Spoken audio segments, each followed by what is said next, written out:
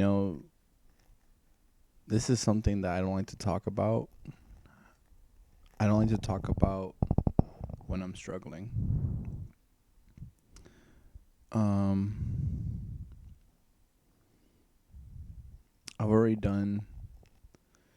It's funny because I've already done a lot of things where, like, talking should be like easy, but it's more of like I don't want people to know what's going on with me because I'm nervous on who they are. Um, you know, and it's a normal thing to be that way. Um, you know, and you can mistake kindness for being nice, or you could vice versa, or um, the scariest thing is not being someone being nice. I'm more nervous around people who are nice than people who are kind. You know, because when people are nice, they expect something out of you. Versus kindness, it's because that's genuinely how the person is. Kind. You know. Um, I don't know how else more to explain that, but if you know, you know. You know, and if you don't, then you'll one day learn. Um, you know. But yeah. I'm currently struggling right now. Um, in the sense that like there's a lot of responsibilities that I need to take. And you know, it's just a wave of crap that I have to deal with. You know, my previous job right now, that later on I have to like message and see what the hell is going on. But when I was working there, you know, 2017, I was doing a project at that business, advertising that studio. And all those videos reference that place.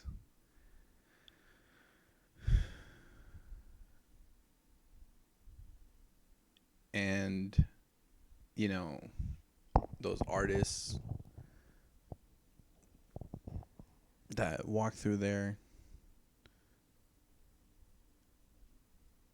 know that place as being something. And it wasn't just me, but at the same time, and what I'm saying is it has a mark, it has a blueprint, a social blueprint on online. It wasn't going to have that with the previous managers. It wasn't going to have that at all. You know, this place will not be forgotten because there's videos to show of things that were happening there.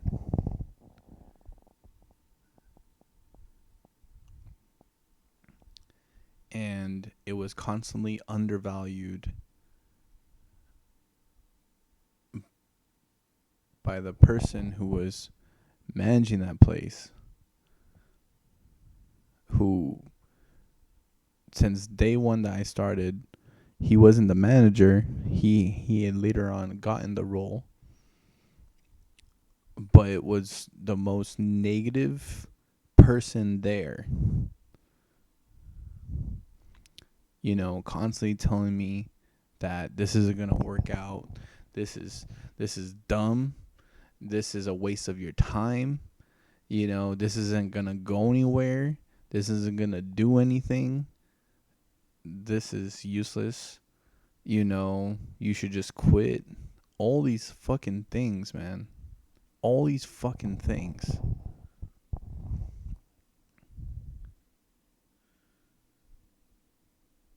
And yet stuck around to try to see what the fuck was going on. And then later on tried to do his own version of what I was doing. Like, are you serious, dude?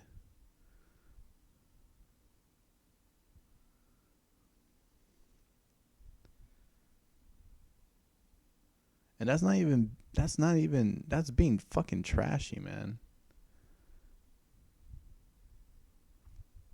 People hold this fucking guy at a high regard, but he's a fucking piece of shit. Piece of shit. You know what I'm saying? Like, sure, yeah, like he there's nothing wrong with having a drink with this person. But would I fucking hang out with this person? Would I? No, I wouldn't. I would not.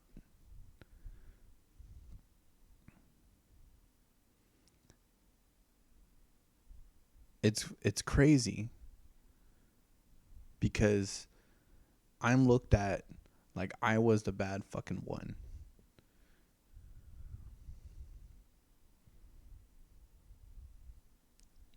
And if you do your research, you'll know who I'm talking about.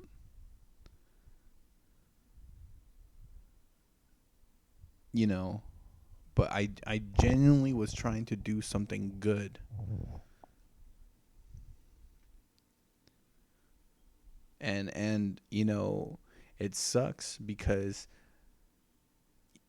beforehand I didn't know what I was doing in the terms of like I didn't know if I could have gone to the owners and talked to them about, hey, look, I want to actually try to do something for your studio and everything like that. I didn't. I trusted these people to go and talk to them, and that was my fault at the time. I trusted them to, you know, but no. And fast forward, um, one of one of my friends there got a job, and here's the thing. Here's the thing. The reason why that we had a falling out with that place was the fact that there was five people working there. The manager, not the owner. The owner never touched fucking grounded that place. The owner has his own business. It's an AC fucking company. That's like down the street. He just uses that place for I don't know what. I don't know what. It's just there. And so um five people are working there. It's the manager, his fucking brother, you know, another person, this other guy, and my friend, right? My friend, and to be honest, it was all people hiring friends.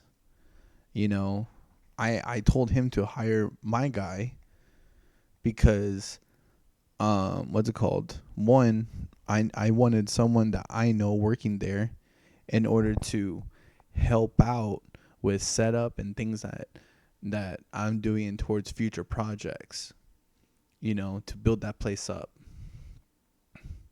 Now, if you know me, I only work with people who are going to be professional or have a certain trait that's going to, you know, build, constantly build. I don't like devaluing. I don't like, uh, losing performance. It always has to keep going up.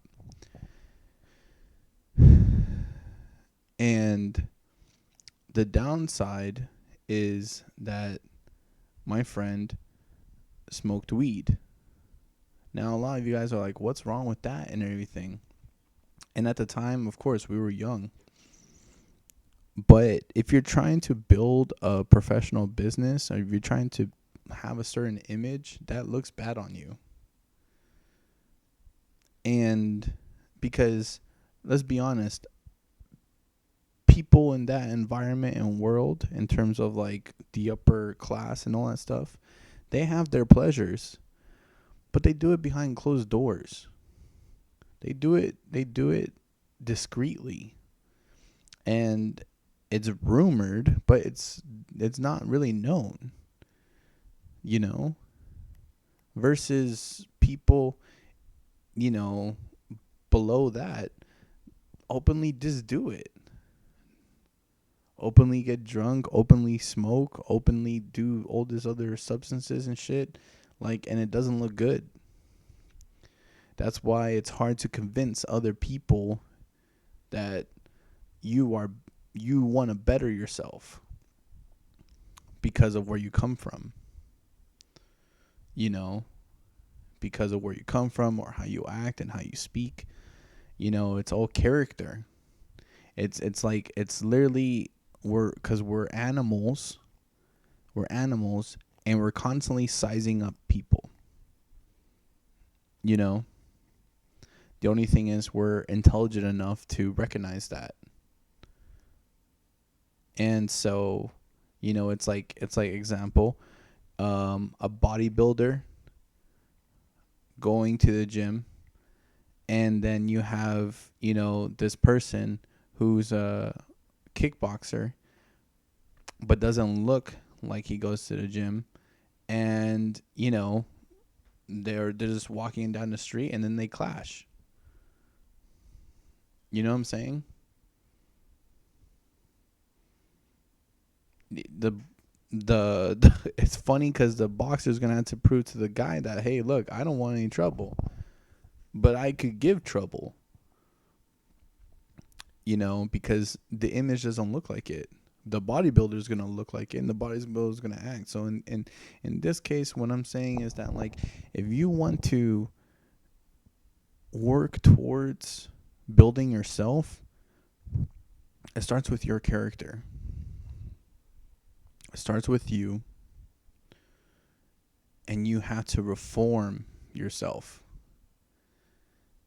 And so this was my beginning stages of friendships, of associates, of, you know, trial and errors of business and experiences,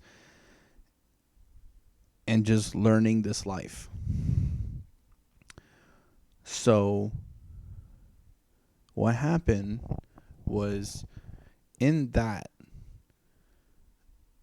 the manager, the one that talks shit, that got the position later on, he's like, I need to fire your guy. I need to fire him. Fire him. Fire him.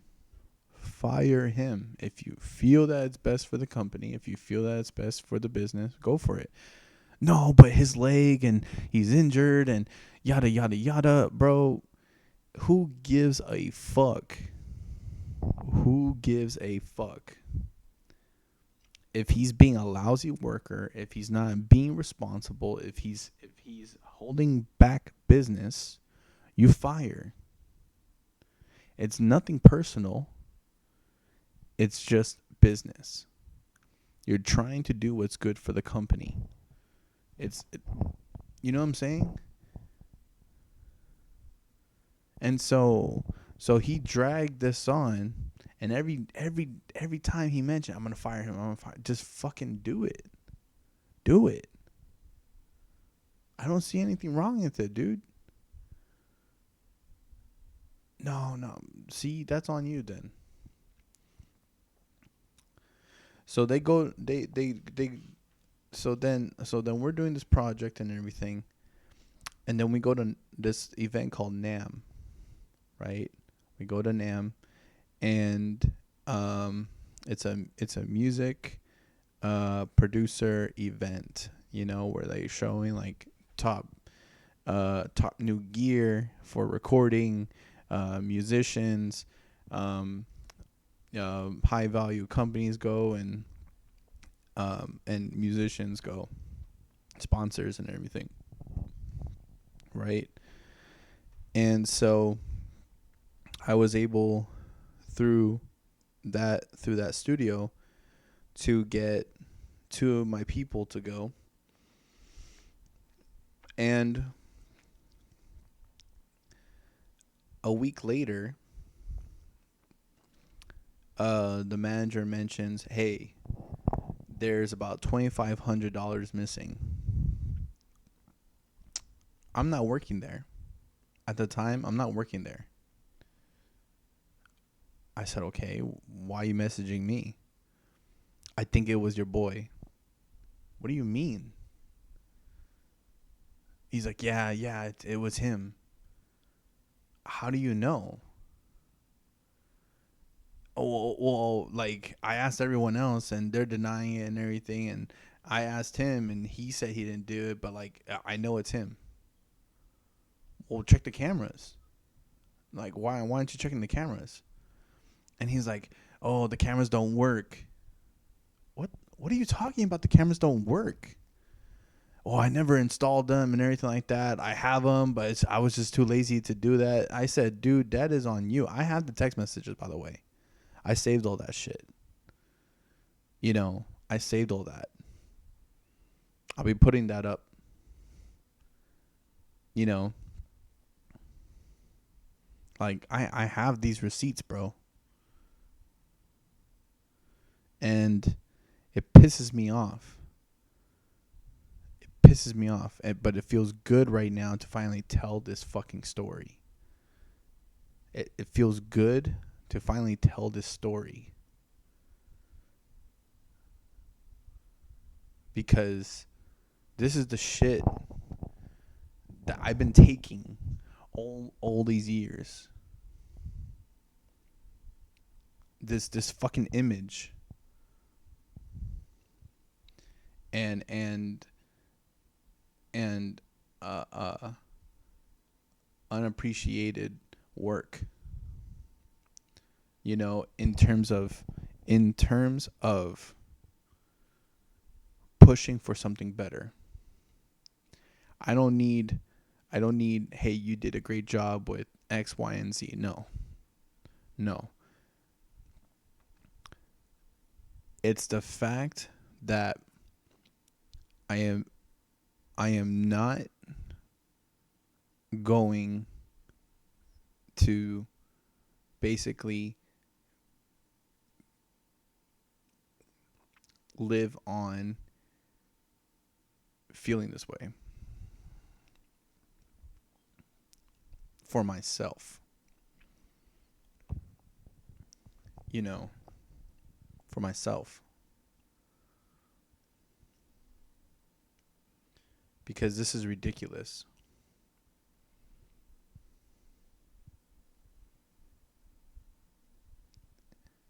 And so he's like, I just didn't want to, the owner gave it to me about a month ago, and I just haven't had the time to put him in. Well, it's important in a moment like this, because let me tell you, what you're doing is defamation of character. You can get sued.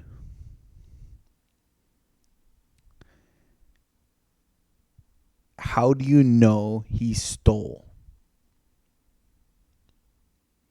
Because you have 5 people working there.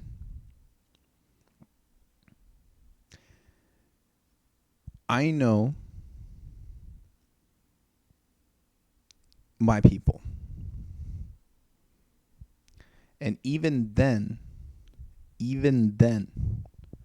what I did was call my guy. And I said, "Look, man, there is a situation happening that, what is this about you stole?" I didn't, yada, yada, yada. I said, "Okay, look, regardless, I am going to have to disassociate myself with you out of respect for the studio, out of respect, for professional reasons. I have to disassociate myself with you. And he understood, respectfully understood. I said that you need to figure this out in terms of what is going on, because you have everyone against you. Now, go back to the studio.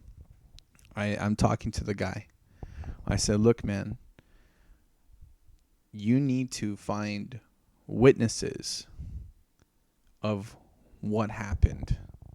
If you don't have any, then how do you know? Well, someone came here last night and put in the code.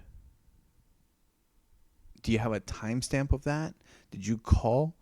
Like, what do you mean? What do you mean? Was the place broken into? No. What's it called?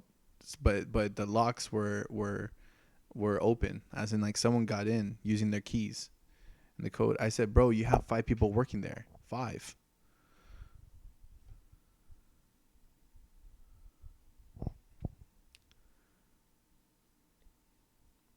And so there was an outside camera, but it didn't really capture much.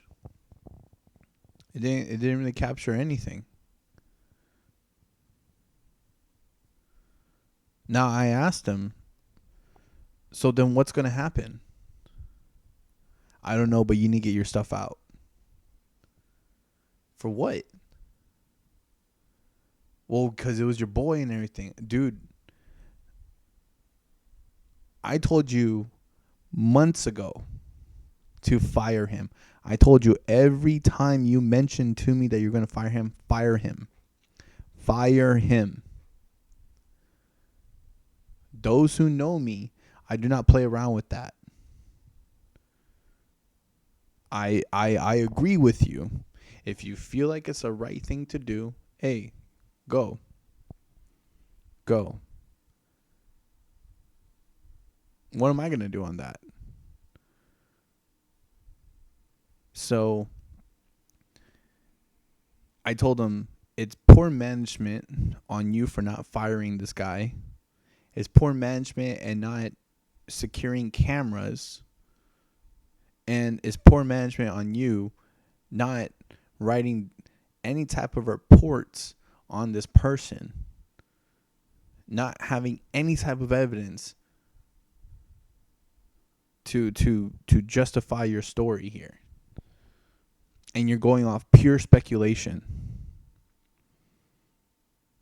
Well, tell your guy that what's it called? He's not allowed to come around here anymore. He's banned. And next time he comes, he's trespassing, and I'm going to call the cops. I said, you could fucking tell him that. I'm not his boss. I am not his boss. You're the manager. Do your fucking job. And then then my friend's like, dude, he's not letting me get my stuff. His bike and everything was there. I said, so I had to call the fucking guy, and I said, look, you had to give him back his property. You have to give him back his property.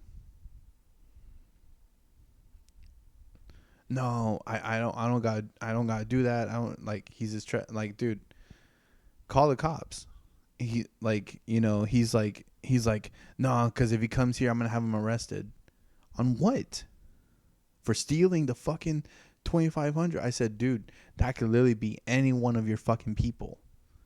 Any one of your people. I'm not saying that he couldn't have done it. All I'm saying is, where is your evidence?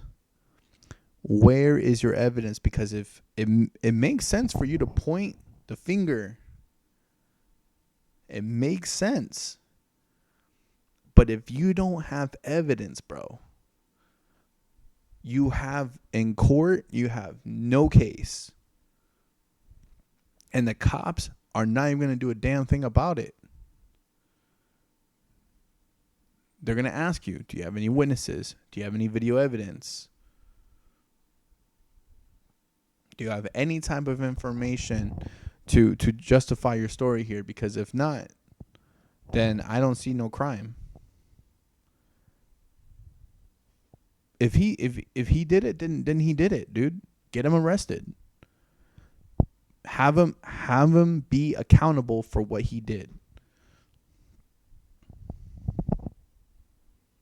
Is that simple, man? I work security.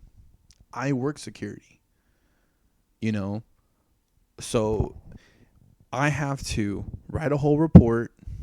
I have to get the video evidence. And then I have to have that ready for when I call the police. You know? Like, it's like, come on. Otherwise, cops are not going to care. So, you know, we get out, right? Because he's like, you gotta get your stuff out. So I get my stuff out. So then my friend decides to sue, right? To file a lawsuit for defamation of character for X, Y, and Z. And I told him, that is on you. That is on you. You should have fired him when you had the chance. You should have wrote him up. Okay? And you should have put up the damn cameras.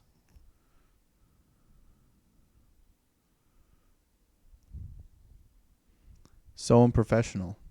I said, as a manager, you have to hold yourself accountable.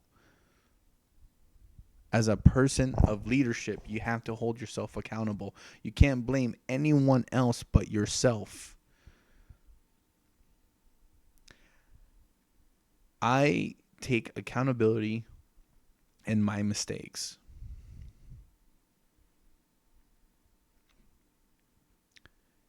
Because that's the only way you're going to grow. When you start to blame everything else around you,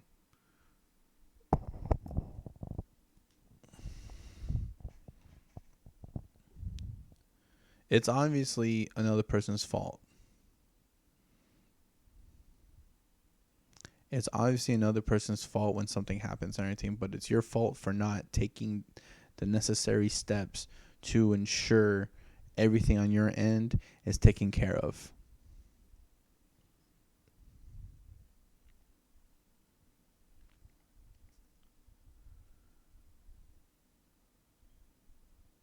So we had a falling out with that place because of that. Now,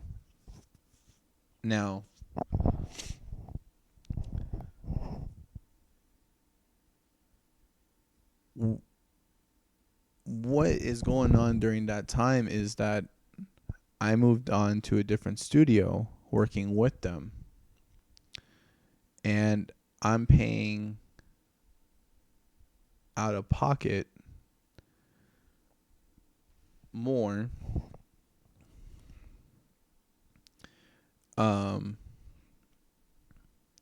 to get equipment and for studio time. On the side, what's being talked about me is that, you know, we are production that stole. And it's not just the studio that's saying this. It's an old friend group that I was working with this project on previously that I cut off. To bluntly say it, I cut off. Because one of the person that was doing was supposed to be searching for the artists was lazy and couldn't do the damn work. While the other one preached about community, preached about, caring and corporate America and all this stupid shit, and wanted to get paid for starting his for like being we started the project together.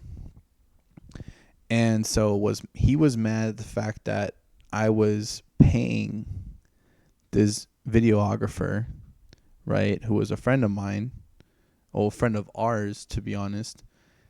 But from day one, this person said, I'm not looking to do all that. I just want to get paid to do this. That's fine. Perfect.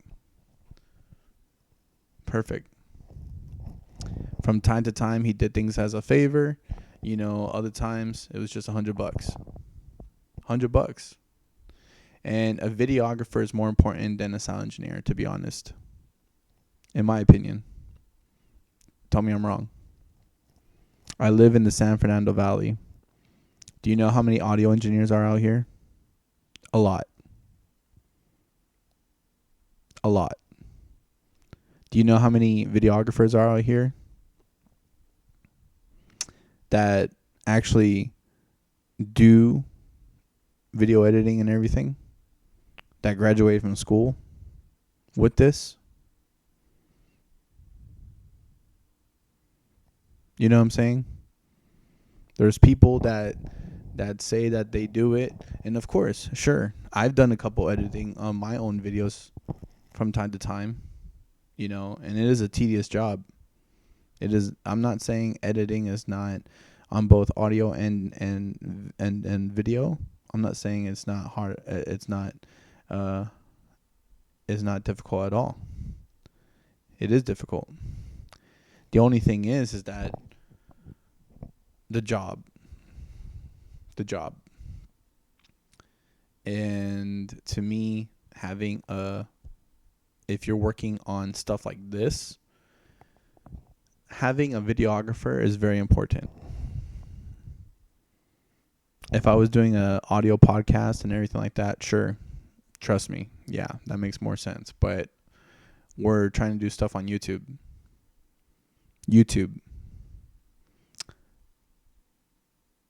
A video platform. You know what I'm saying? Fucking common sense people. But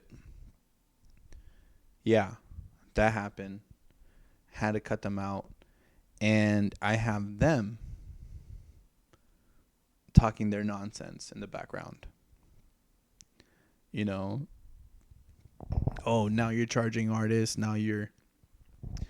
I'm charging artists $50. $50 just for us to show up. They're getting a free video interview that's between fucking 30 to 45 minutes long. 5 music videos. 5 music videos. And free studio time. Do the fucking math. With 6 people working on their stuff. Look at the angles in that video. And you just want to talk trash because I'm charging $50? $50? I have an audio engineer that had to drive all the way from Acton. And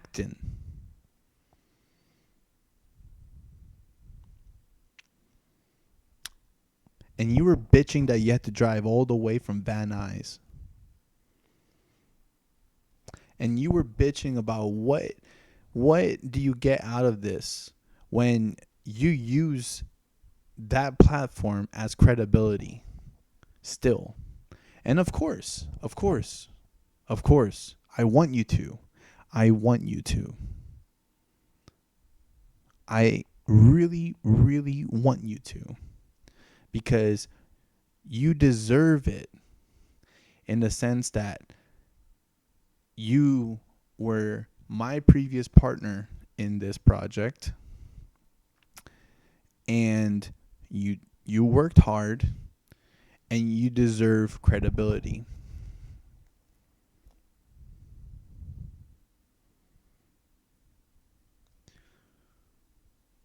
But know where it stops. Because as the years keep thinning, right? At what time period did you stop? And at what time period did I stop? You know what I'm saying? You, me. See how close I am? See how far you are?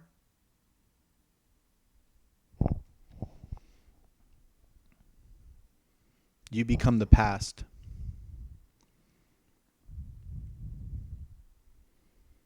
Meanwhile, I just keep going and going and going and going. Sure, it sounds boastful, but it's the honest truth in the sense that hard work carries forward. And while you're bitching about a measly $100,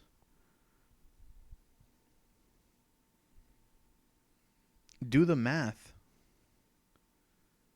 on how much this guy got paid and how much he was worth versus what you were doing.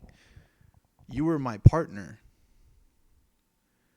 That means you're going with me to do deals. That means you're coming with me and you're getting whatever status we're at because we are building this project. We are up here. Not to say that I'm undervaluing the other guy, right? But it's saying that he's not looking to do all that. He's comfortable. He's comfortable by just showing up. He's comfortable. You know?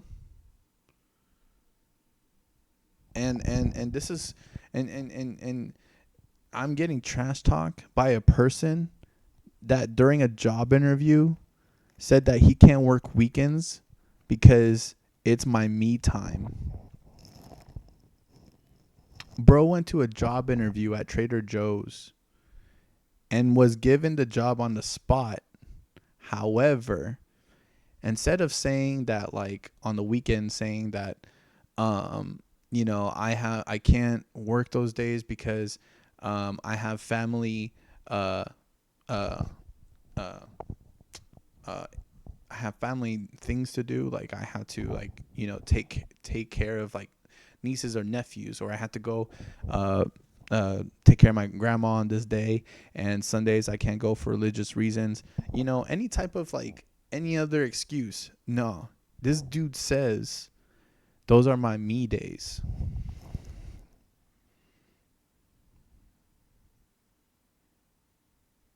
The manager never called him back.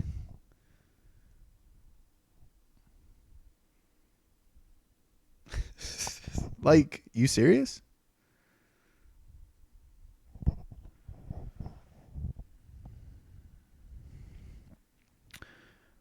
So again,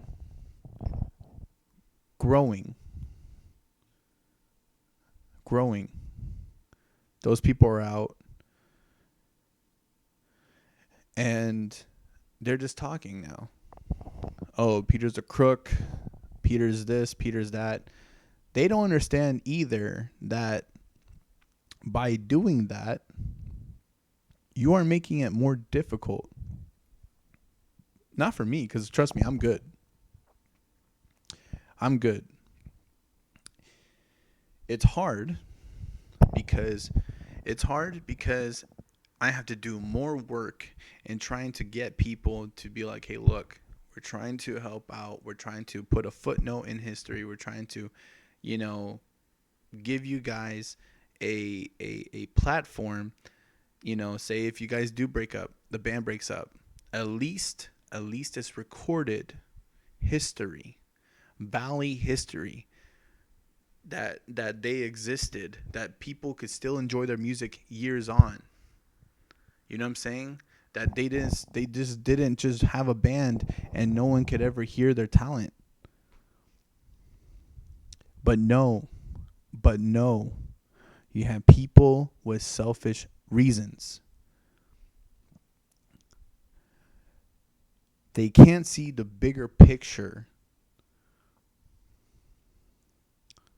you know. They can't see everything else around them. They only see this.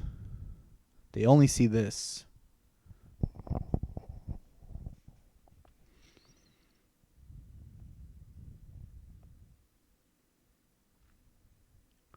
So in that in that um I'm just building up gear. You know, I took a break, and then COVID happened, and that took another toll. You know, um, on a lot of businesses and projects and socializing and everything, and so, you know, I'm stuck. But I'm grateful for the people that I had in this project, because they proven themselves to be the true friends. Not just not just friends. I should well, you know what? It starts off with a crew. We were all strangers. The previous people I knew for since high school, you know, and had a falling out because yeah, they couldn't take anything seriously, you know. Otherwise, they'd be doing something by now. Um and these people started off as a crew, and here we are today still texting. You know what I'm saying? Talking about projects, talking about when's the next time we're going to do something like this, X, Y, and Z. Like, you know what I'm saying? And they appreciated the work that was put into this project. They appreciated, you know, the money and time that, even though I was going through it, they were there, right? They were there. And you know, each time we got closer to another step. We got closer to multiple projects, because after COVID, we ended up taking a job, um, doing a live stream at a park, which we're looking to try to build a relationship with, um, for something, for a major project in 2026 or 2027. It's going to be crazy, but we're going to work hard for something like that.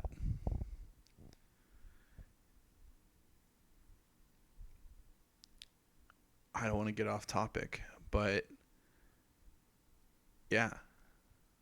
So I have that previous studio, and I have my uh uh previous people that were in projects talking this trash. It wasn't until finally, um this we uh my my friend's brother, um my friend and business partner's brother hit me up and said, "Hey, look, go check out Sound Studios again. Go check out that studio. I said, okay. I was nervous because of the relationship I had previously with that person, and the falling out of that, the business relationship.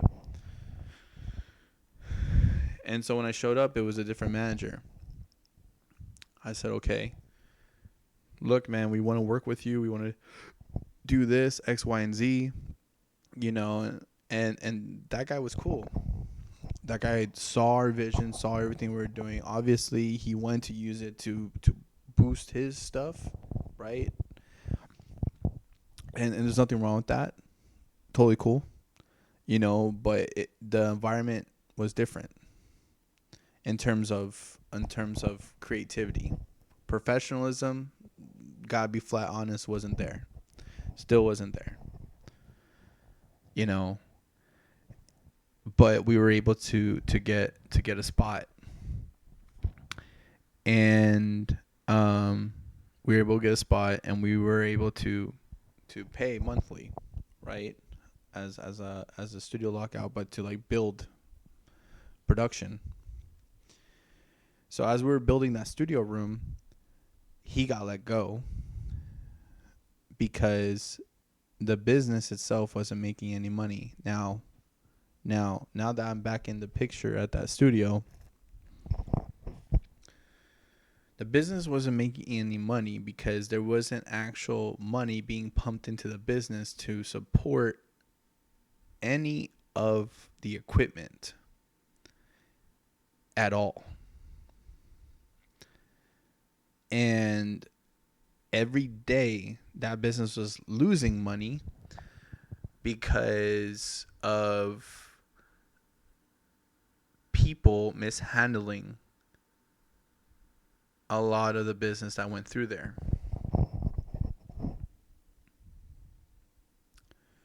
That place was treated like a frat house. There was damages. There was equipment that was missing. And the financial side of things did not make any sense.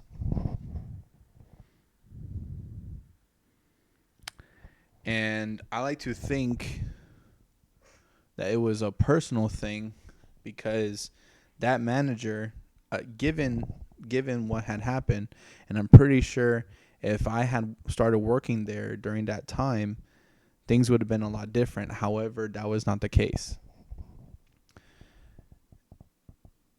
He got let go because he got thrown underneath the bus. Now, this is what I heard, and this is what I pieced together, right? This is what I pieced together. Because the previous manager, the one that I had fallen out with, he was technically working there, but not really working there. He had appointed someone else as manager because, again, it was homies hiring homies. He had appointed someone else to be manager because during COVID, it was he was going to go get his hustle while he still had a spot there by having someone else be manager, right? So by him stepping down, he appointed someone. He still has a position there, and he goes and fucking works somewhere else.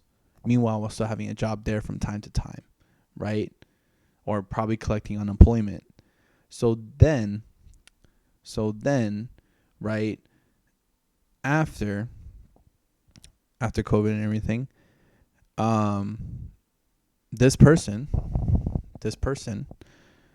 is the manager, and he's not there that day. What happens is one of his employees are there. Now, the previous manager walks in and says, "Hey, man, like, what is it called? This place looks dirty. You should clean it up." And the employee was like, "Okay." And he's like, "No, you should clean it up now." And he says, "Dude, you're not my boss." So those who know who the previous manager are, who he is, um, what he does is, all right, bet, goes to the owner, because this is the weird part. How is it that a week later the owner comes and sees the place and it's a disaster? The owner doesn't randomly come to the studio. When I was managing the place, even when I was there, didn't even beforehand, before I was managing the place, never came. Only once or twice out of the year. You know? But no one from the other business stepped foot in that fucking place.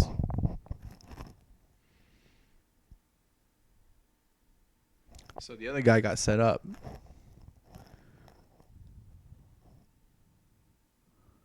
And so when that happened, boom, manager comes in. What the hell is all the place? Cleaned house. The only person he didn't fire, and begged to come back, according to the other guy, right, to the other manager, is he wanted that same manager that talked shit and got that whole crew fired. The one, and I told you, that's some shit.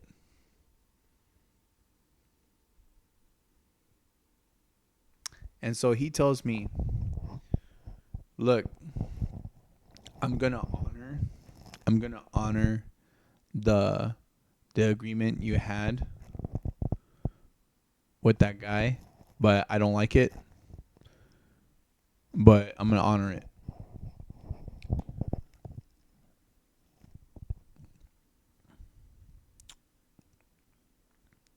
Because it was $800 a month that I was paying for that place. $800 a month.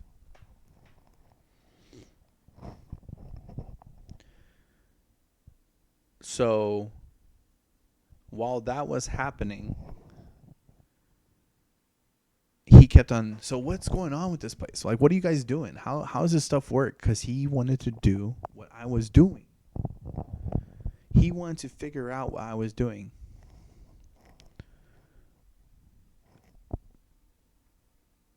You can't do what I do. You can't do what I do. And I'm gonna tell you guys. I'm gonna tell you guys why you can't do what I do. Okay? And of course, I understand how it looks and how it sounds and what it, you know. But the reason you can't do what I do is because I'm willing to lower myself to pick up whatever I could pick up. Power is given those who are willing to lower themselves to pick it up.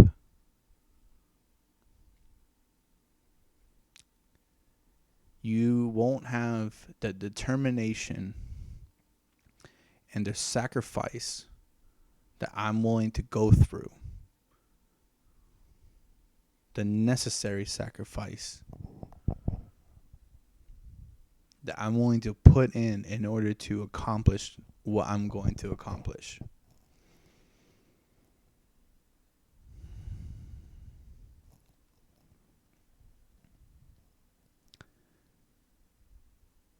And that is why, because of that, my crew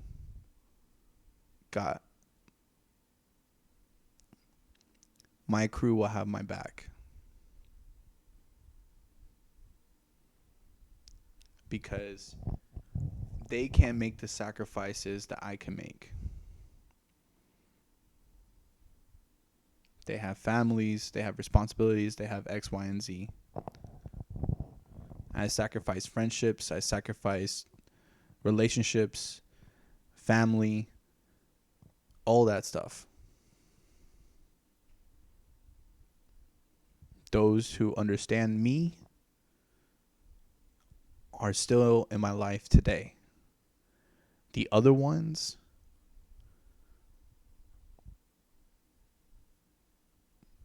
who cares? Who cares?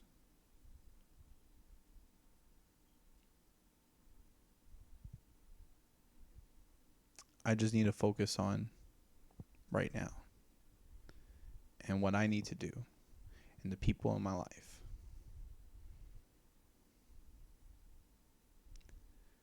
And that is why this person cannot do what I do.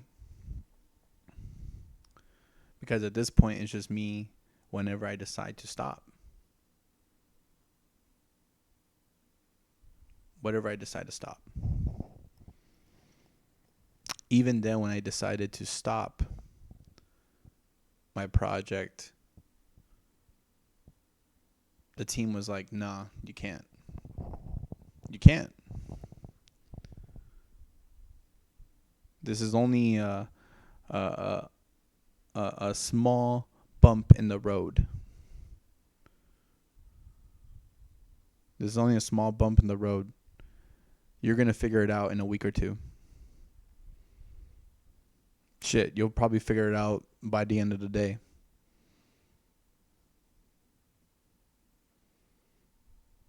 That feels good. That feels great.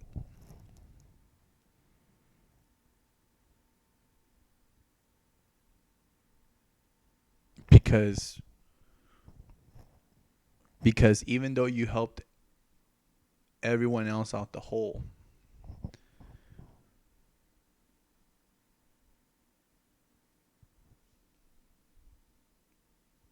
they're going to push you to get out,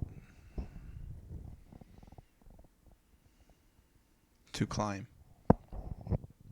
You know,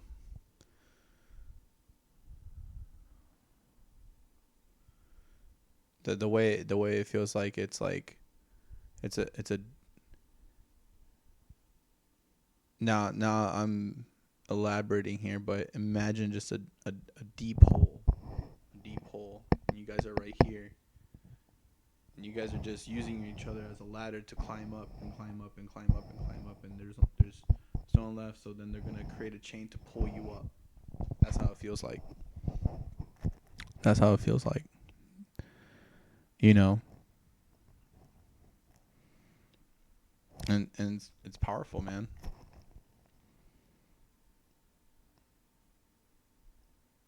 But because of that personality, that whatever emotions that I'm feeling, whatever hurt, whatever pain, whatever, that is going on in my personal life, I have to really just shove that shit down, because it doesn't matter at this point. Do I want these friends to go? No. Do I want my family members? Do I want more time with them? Do I want to, be in their lives and everything? Of course I do. But I got to focus on this. Do I wish I had more time with my dad? Of course I did.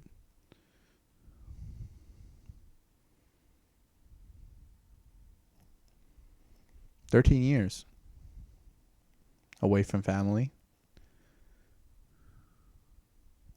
7 years away from my brother and my dad.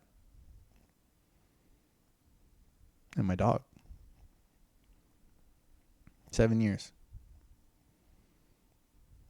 Hearing people, oh, I got family this, I got family that. Why don't you spend time with family? They don't live here. They live on the other side of the United States.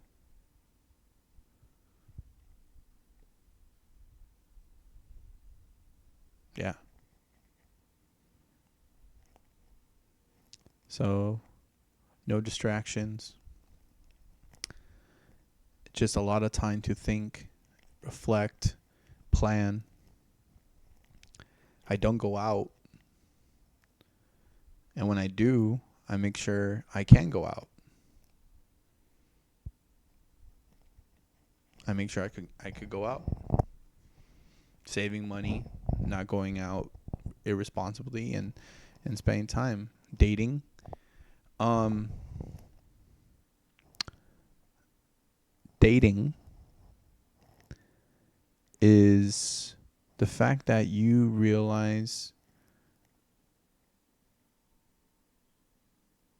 that even though I loved her, she is not the only one. And if she wants me to chase her, then I am not going to chase something that doesn't want to be with me.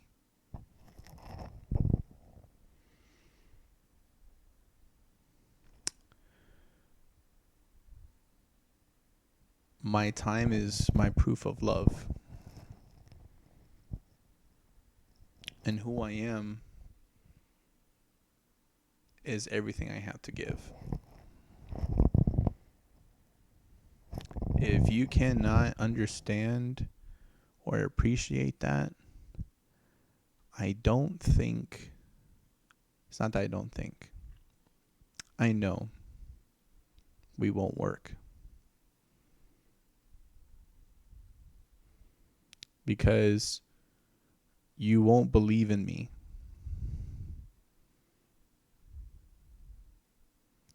And I already expect the relationship to end at any moment.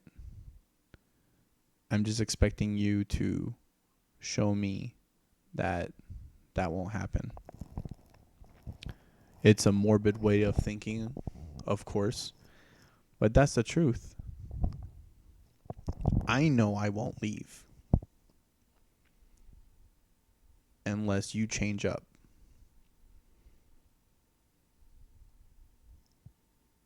And if we're constantly growing, that means we're talking about our problems. We have good communication. We have healthy fights. Fights can be healthy because you're looking to build.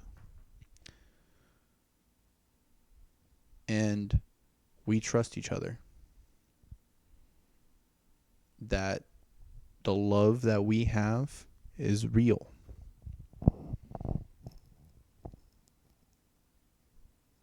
And at any moment, it can stop. Because when someone has the idea that lasts forever, the opportunity of doubt comes into play.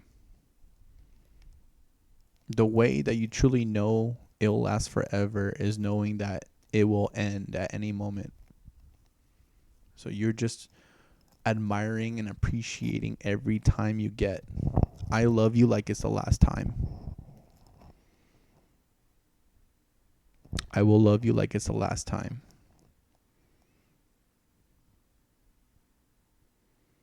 And I can't just give that out to anyone. Which is the reason why I'm harder on my relationships.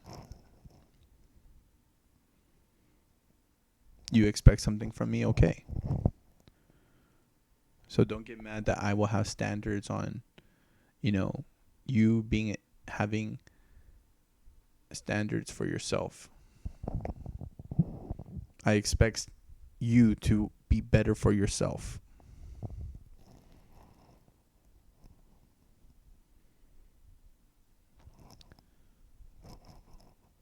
It's the most adult way I could handle that whole thing. And so, yeah, she's not the only one. An example, in 2024, I had like 4 relationships. 4 relationships.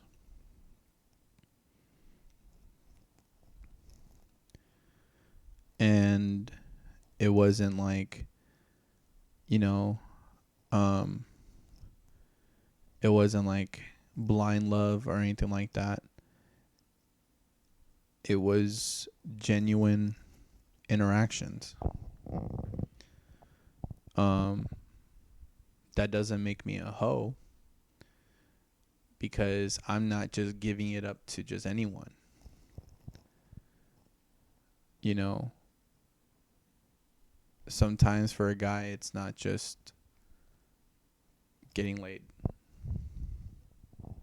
Sometimes it's actually having someone that you can actually exist with.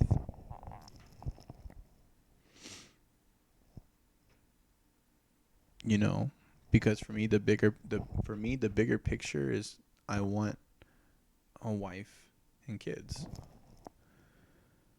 So how do I get there? Well, it's not by finding the right partner starting off. It starts off with stabilizing yourself, stabilizing your environment, building your resources, building your character, and making sure that you are a responsible individual at those, as well as a good example. That you have enough background to where your kid, if you talk to them and everything about their struggles that you previously went through that they might encounter later on in life, that you can explain to them and help them understand through their journey, and letting them know that, what's it called? Yes, life is a fucking storm. But if you sail to the middle, you'll be fine. And then you get back out there.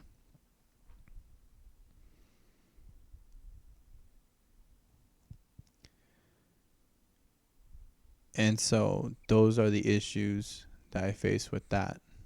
And friendships, again, you have to build relationships, family. Those are all the things that I long for and work hard towards.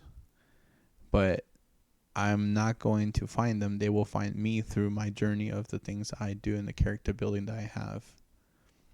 And I had to accept the people that I lose along the way, even though I love and care about them. And again, it's depending on how they leave. The ones that leave because they're trying to do something better with their lives, great. And you're left with no hard feelings, the both of you. You guys don't see each other, and it's just like as of yesterday, you guys just saw. Versus the other ones, they leave bitter. And they know that they were in the wrong.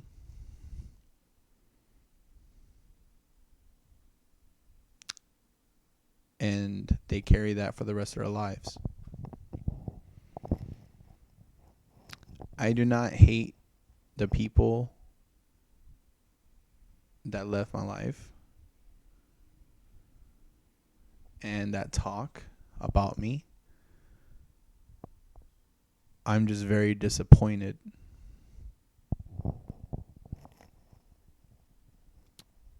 because to this day, you carry that chip on your shoulder.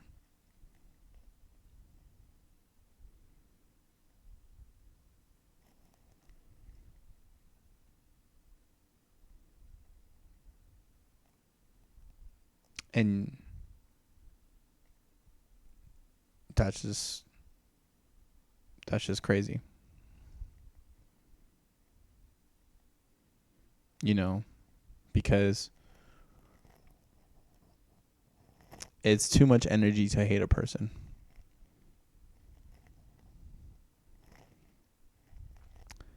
And I know how I started off this video about that fucking guy. But I did say I would have a drink with them. I would not hang out with them.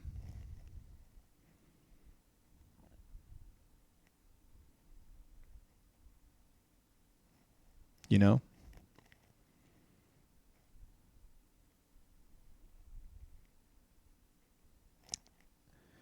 I don't know if I should elaborate more on that or if I should just allow you to reflect. on that message. But to go back to the story, you can't do what I do. And if you have this type of determination, this personality and everything like that, then you know exactly what I'm talking about. You know exactly what I'm talking about. And I am happy for what you overcame to have that personality. A lot of people are going to be like, what the fuck are you talking about? Overcame what? Because those people with those traits, you acquired them. They're like shotguns, bro. You acquired them through uneasy tasks. If not, being immersed in your thoughts and whatever mental battle you're going through in order to figure that shit out. Because all this stuff is experienced. It's not just taught. You have to live it. You have to live it, and you have to go through it, and you have to retain that information and exert that into a life, into your character. You know, it's like when I tell one of my guys, where he's like, I want to be a boss. I want to have that mentality. I want to be like you. I want to run shit. Which is crazy, by the way.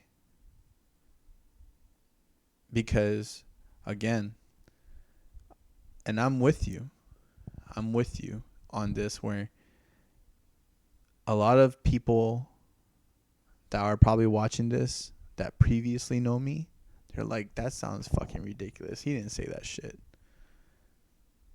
Peter a boss? I don't remember him like that. I don't he's, again, X, Y, and Z. I'm just as surprised as you are. Right. And hearing that, and hearing it. But I'm not surprised that that's what they see.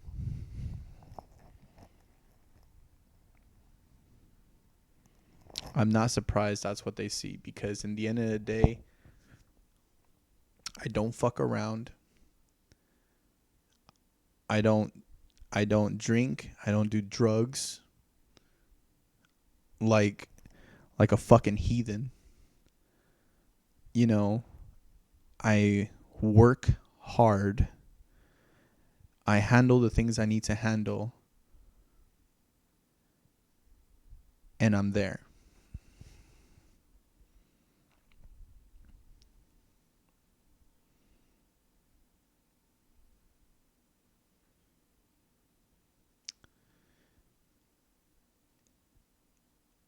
And so what I tell him is that if you're going to be that, you got to be it.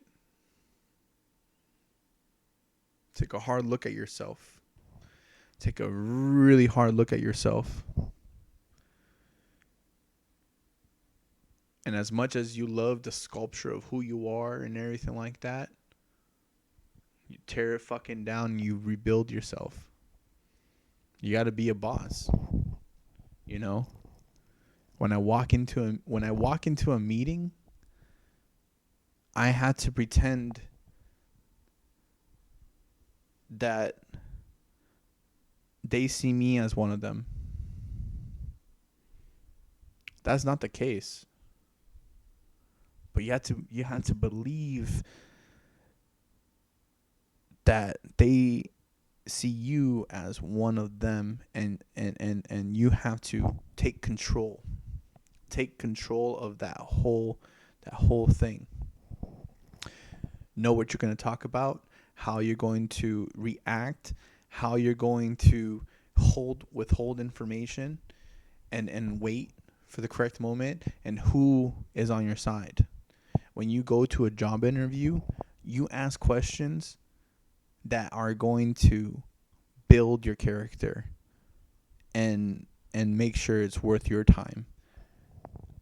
Yeah, you go to a job to get the job, of course, right? But you wanna show them that you're looking to actually do something here. Can I grow in this job? How fast can I grow? How quick is the, you know, can I apply for something if I meet go past the 90-day period? You know, can I apply for a different for a bigger position? What's it called? With my resume, does any of these other skills pertain to anything else of these jobs? Like, you know, don't just focus on the pay. You know, don't just focus on the pay. How much work do I have to do with this? You know what I'm saying? Because in the end of the day, you have to make sure the job works for you. Benefits, you know, amenities. I mean, well, benefits, and basically what I mean by amenities is more of like, you know, the resources you can get out of that. You know, in terms of like not just insurances and everything, but in more of like the the networking you can do there, the type of people that come into that place. You need to make sure your job works for you and that you don't get stuck. You know, a lot of people only like to think about tomorrow. But if you can plan for yourself years ahead, there you go. People are going to be like, what the fuck are you talking about, Peter, and planning years ahead? If I see myself with a wife and kids, then I have to build for a life with wife and kids.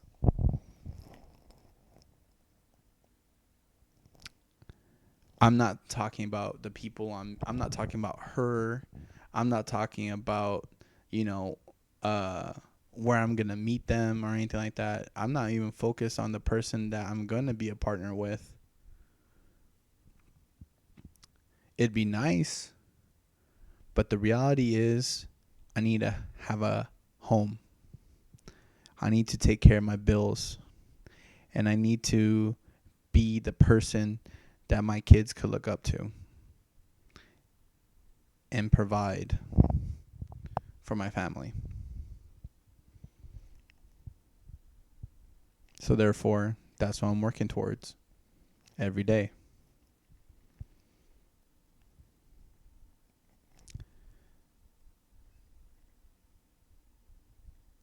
And so you got to be that person.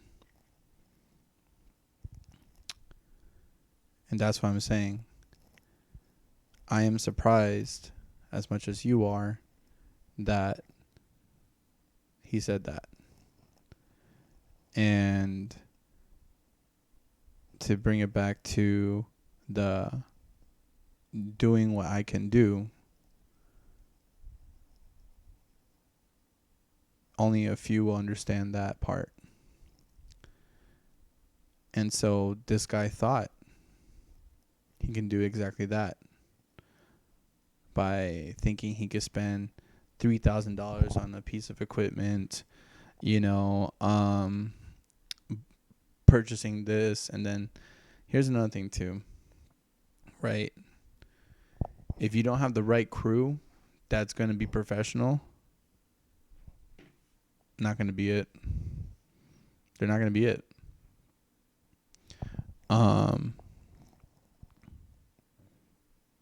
You know, And so if you don't have the right people, and if you don't have the right mentality, and if you're always being the person that a homie hiring homies,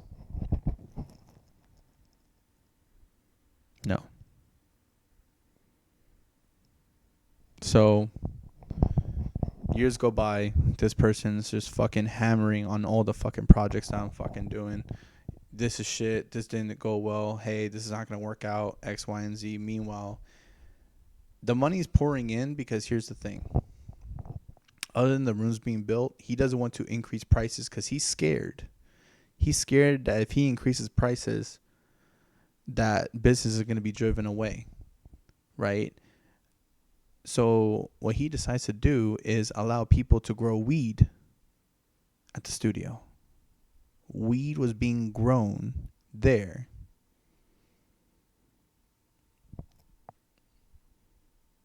Now, I don't know how far in safety that this is and mentioning all this shit, because in the end of the day, one, I'm going to say I don't give a fuck.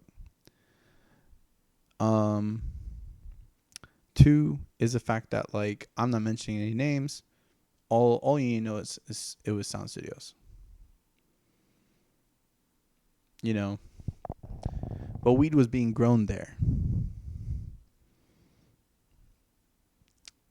And all the staff knew. All the staff knew.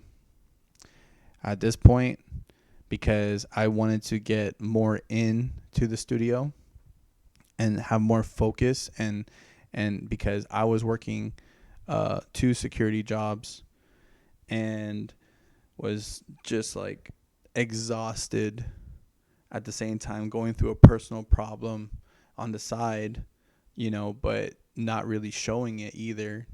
Because again, and I keep mentioning this, um, during this time with this person that I was with at the time, I'm going through a personal problem where her and I had a, she had a her and I had a miscarriage. Obviously she did because she's the one carrying the baby. However, it sucks. And even though I was there for her, it wasn't enough. But in most cases, actions do not speak louder than words. And it looks like I don't give a shit.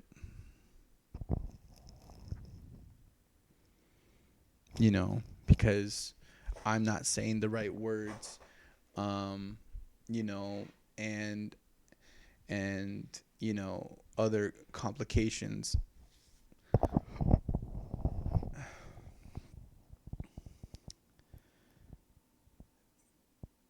But everything that I was doing to try to fix something between us wasn't there.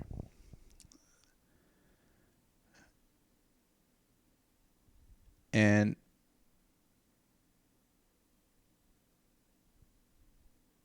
I don't have family and friends like that as they did. Because, yeah, I do have friends. But the consideration that I have, in the sense that they have their own kids, they have work and responsibilities, pushes me to not say or do anything. And therefore I say I'm fine. I am fine. And the fact that I had to stay on top of my work, because I have to work hard with these fucking jobs to do exactly what I need to do, I don't have time.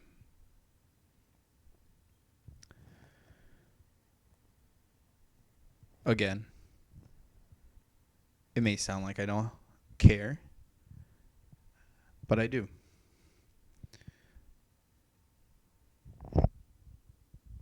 But you can only show everything through action. It's like when I was a kid, my mom always been like, I love you boys. I love you. I love you. She left, by the way, when I was 6. She all the time said, I love you, but was never there.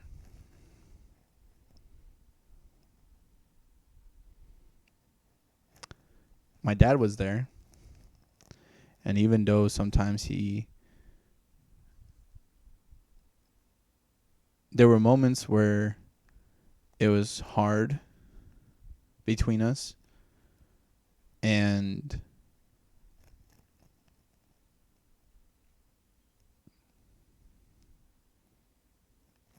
wasn't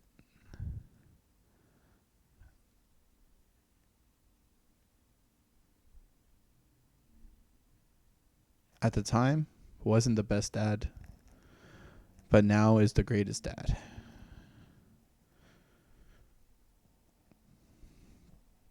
Because he didn't have a dad. And he did it. And that's the reason why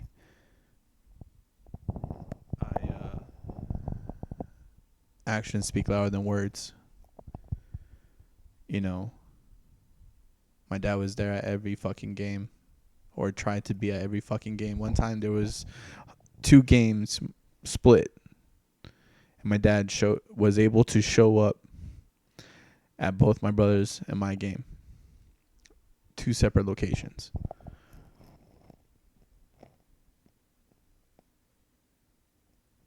You know, mom didn't show up to a single one. There was always excuses. And don't get me wrong, I love my mom. Because she is a person too. But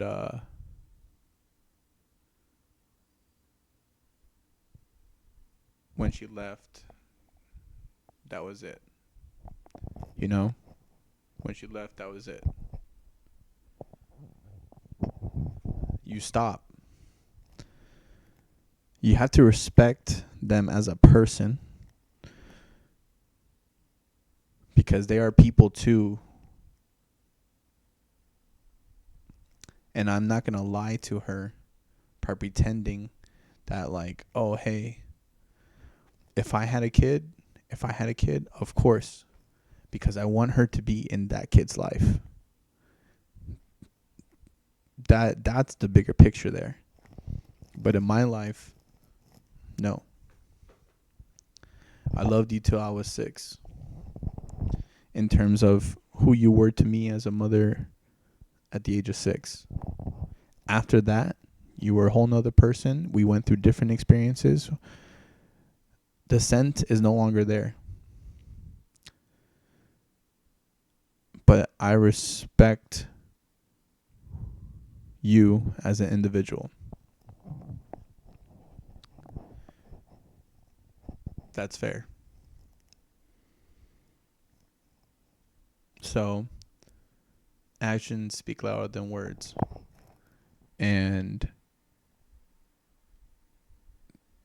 because of that is why I don't say, but I do it. I work hard to show you that I'm there. I care. Leadership comes from all that lifestyle that I had. And so, yeah, her and I didn't work out, and I'm even more immersed in my work, you know.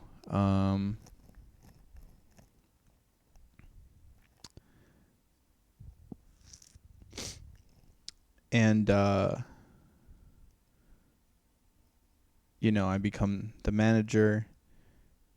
Well, that's later on. Basically, I'm more immersed in my work, and I'm trying to build the production more.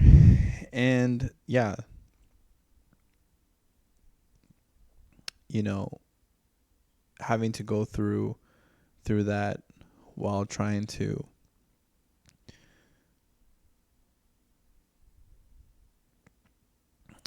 work more on building that studio. So what I did was I stayed at that studio for 6 days straight. Um, After I injured myself, uh, uh, working security and getting trying to escort a person off the property, I got into an altercation, and while getting that person in a submissive position, uh, that person fell back, and I fell on my shoulder, and I was out of that job for a while, collecting disability. And so I spent 6 days at that studio straight, focusing on an entire business plan for this place, making sure the employees are suitable for the job, the type of training that they're going to get, making sure that we're going to elevate to that pay, the pricing that the studio needs to be at in order to maintain uh, um, uh, uh, operations, and at the same time have some sort of ability to and reinvest into that place. And then for in 2 year span, through the production, through the studio staff, and uh what is it called, the renovation made through services, that place by 2027 would have been a label, a music label. 6 days. 6 days. With, out of those 6 days, 4 hours of sleep.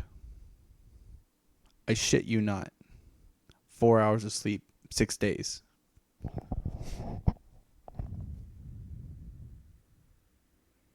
Do you know how much work all that is needed in a business? Do you know how much people that requires to come up with a plan and strategy like that?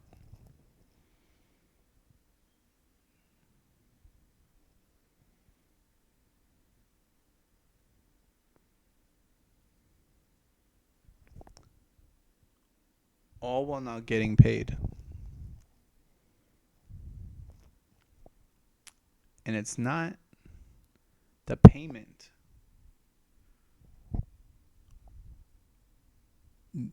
that frustrates me on that. It's the lack of professionalism, understanding, and appreciation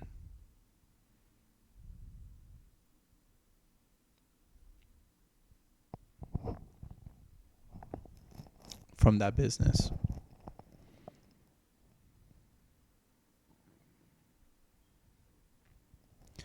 Because all that the previous staff did was talk trash. All that the manager did was talk trash.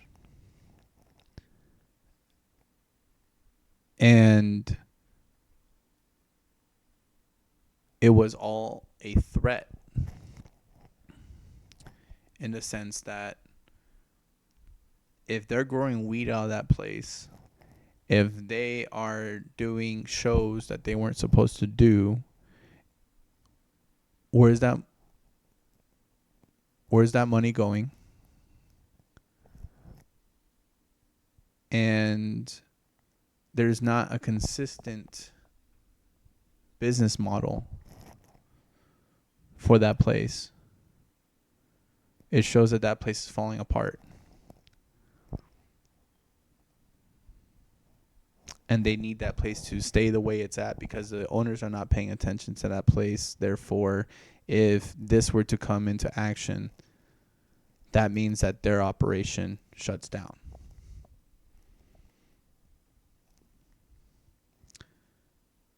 That means that whole entire dysfunction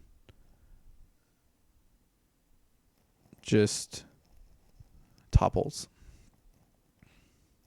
No more overtime pay. They were running the shit out of overtime.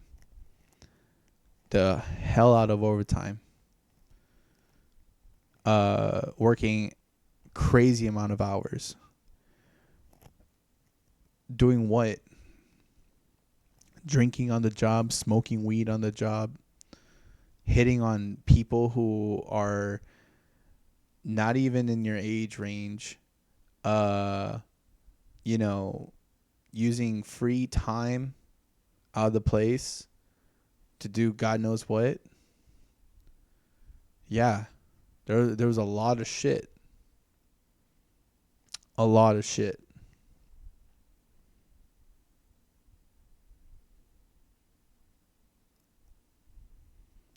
And, you know, and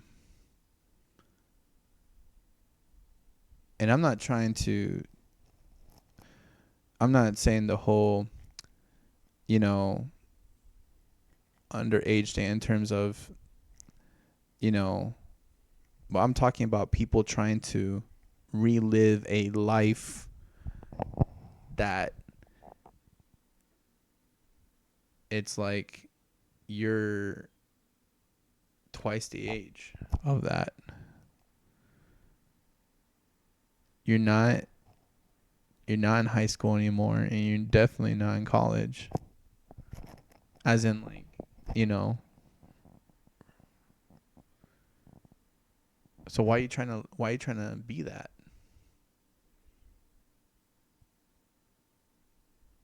You guys are you guys are not growing this fucking business. And if you're trying to bring in the youth, you're being a fucking terrible example.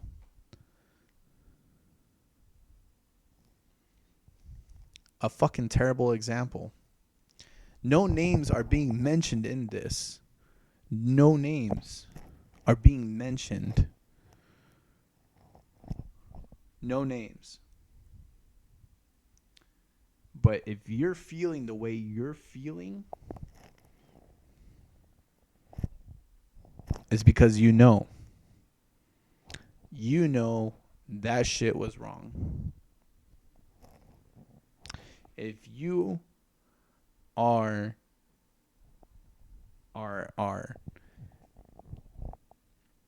pissed off at what I am saying, I said no names. But if you are pissed off because you know you fucked up,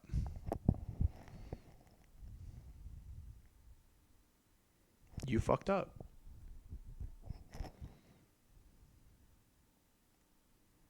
All I said was the name of the business, Sound Studios. All I said was management.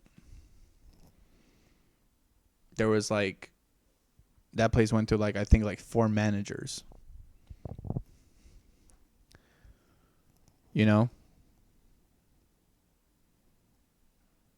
That's it.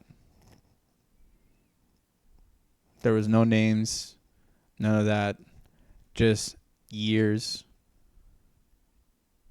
of work and experience.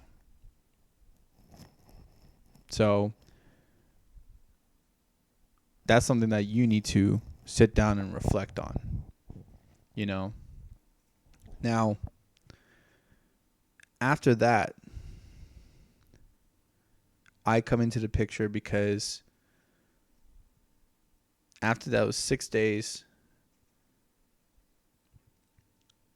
the manager at the time finally come to his senses and saying, you know what, Peter, I need to step down. You're the only one that could manage this place. I see everything. All right.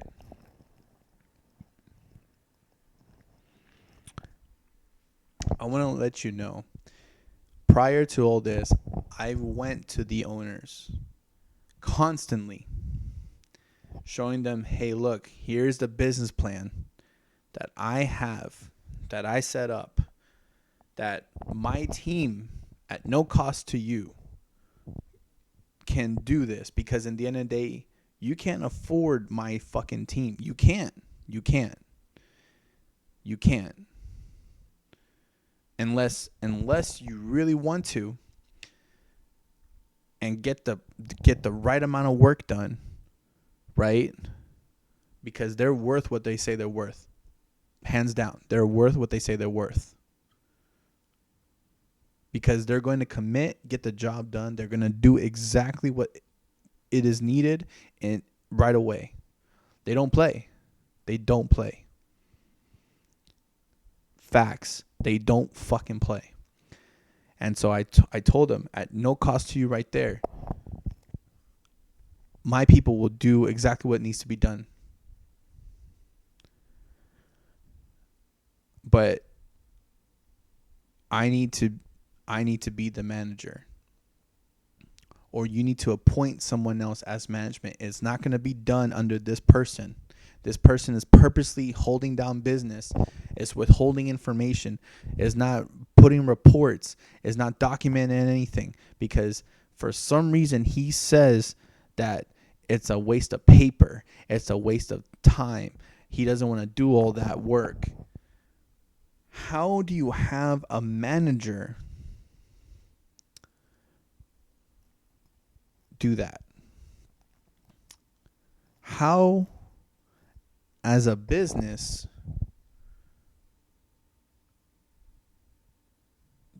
do you accept that kind of management?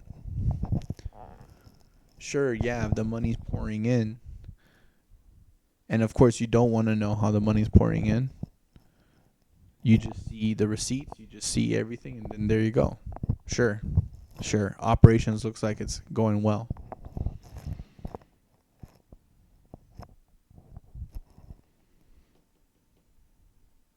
But there's a lot more behind the scenes.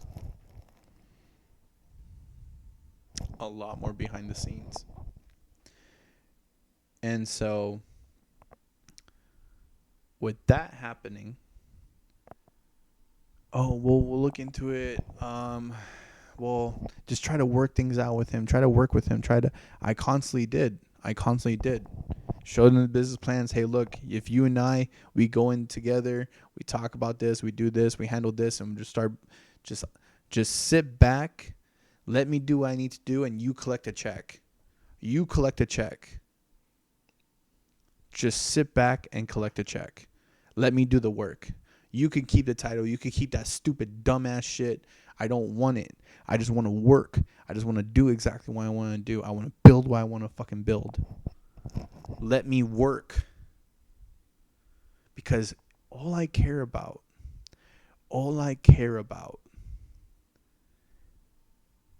is creating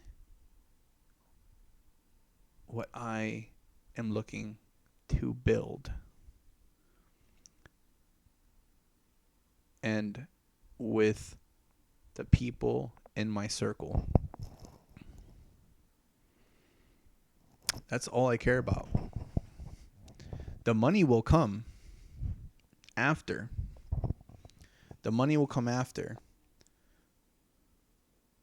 If you focus on the dollar bill, the dollar's purpose is to limit you. Is to allow you, here's $5. If this costs $5, boom, I have it. But this is $1,400. $1,400. You know what I'm saying? This is an old phone, but $1,400. What is $5 going to do with $1,400?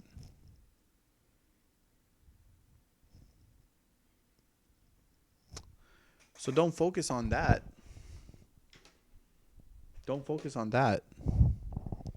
What I do? Oh, hey, you have that. Come here, let me talk to you. Hey, what's it called? I want to do this and everything like that. I got this. I could trade you for this. I got this. I'm gonna trade you for this. If you focus on that, the 5, versus what this is capable of doing, this is more than just a remote. This is a whole ass TV. Trade your way up. Trade your way up. So when you get something like this.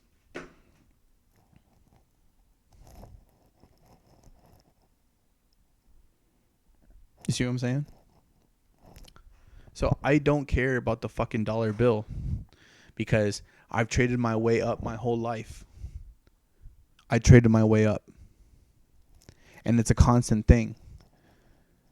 Myself. I'm trading myself.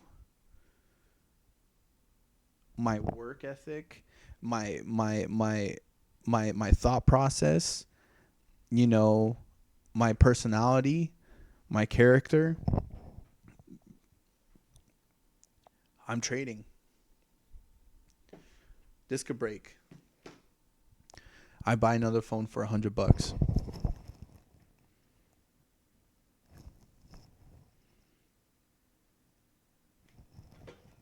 I got this for free. That's funny. I got this for free.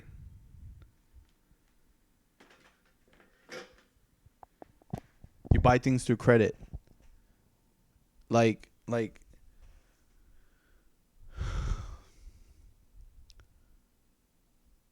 focus, people. Focus. This is just a tool.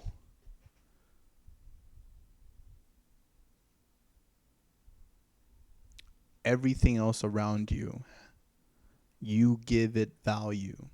The most valuable thing is you and what you can do and what you are worth.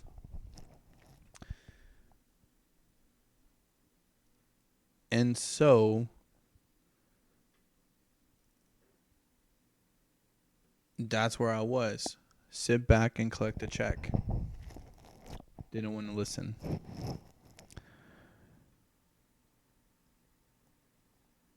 And so they never listened. But finally, the management came to his senses and at the time and was like, all right, Peter, you're right. You become the manager. And I'll work here from time to time. And that's what I'm saying.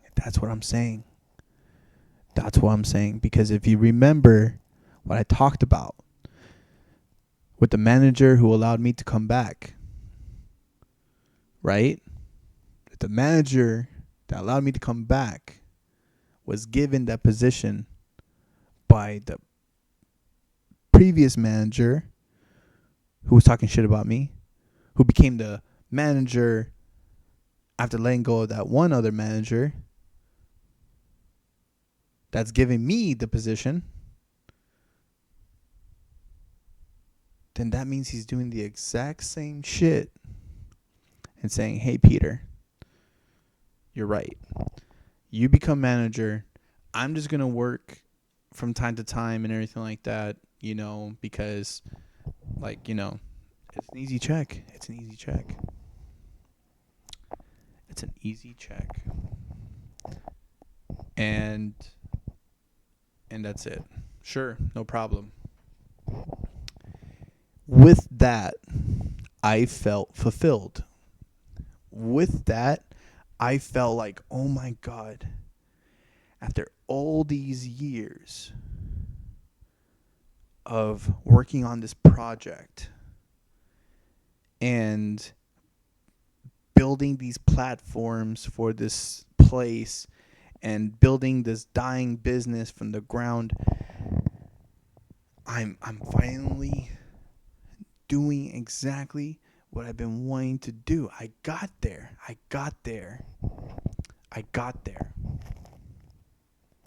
And because back in 2014 with my previous friend group. 2015 with my previous friend group, when we did practice there at that studio for the first time, I had a plan to get a warehouse. However, the warehouse up the street was charging 13,000.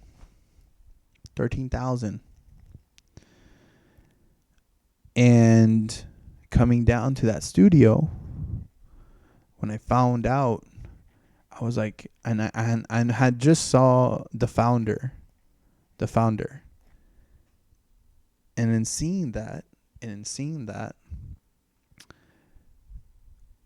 I was like, why don't we just buy that location?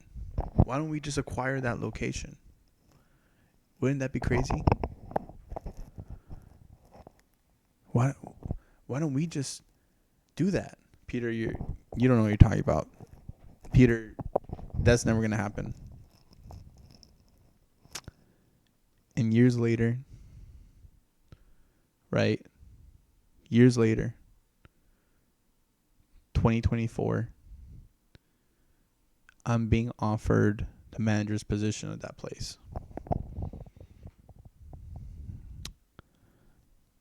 Where this means that my production crew have a full-on set. They come in, revamp the space. We're scheduling shows.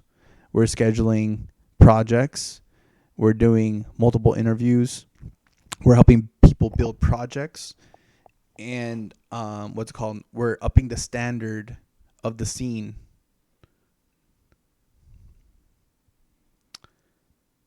I was in a high. It was so well that I was like, you know what? I'm going to take the time to finally see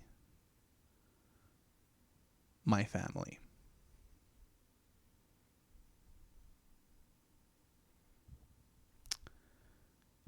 In that moment, in that time,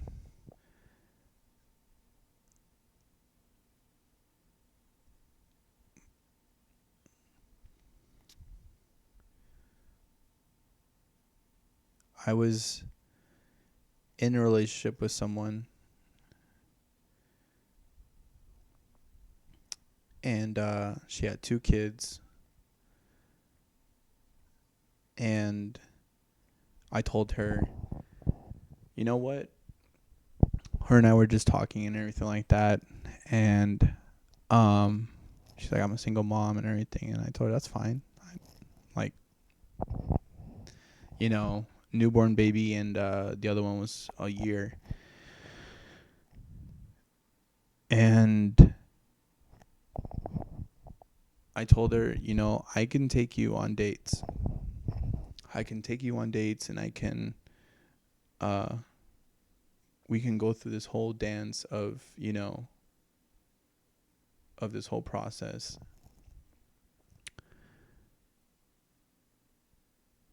But that's not going to help raise these kids.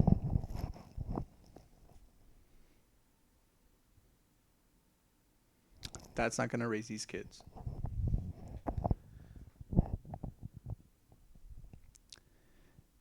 And that was that. It was crazy experience. Going through that whole process of being, I got a taste of what it's like to be a father. It was so peaceful and hectic at the same time. It was peaceful in the sense that, like,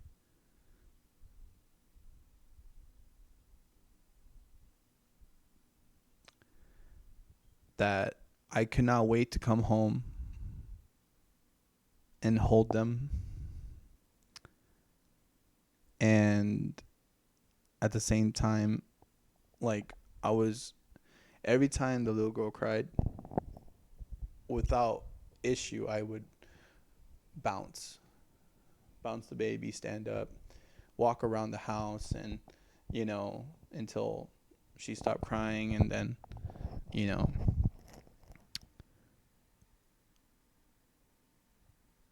the time we went to the zoo, um, watching, watching these movies. And I don't, it's funny because, like, she wanted the kids to learn Spanish. I mean, they're her kids, of course. But it's just like, I'm watching these Disney movies in Spanish. So it was funny. I'm not trying to talk trash about it. It was funny. I'm watching this stuff in Spanish, and I'm learning Spanish with these kids. I was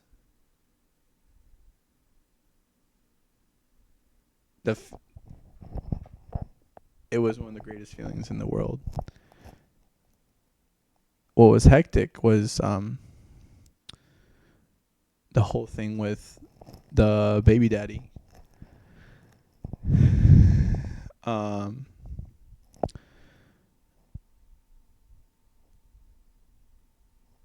I'm not going to go into too much detail about that, but it was, and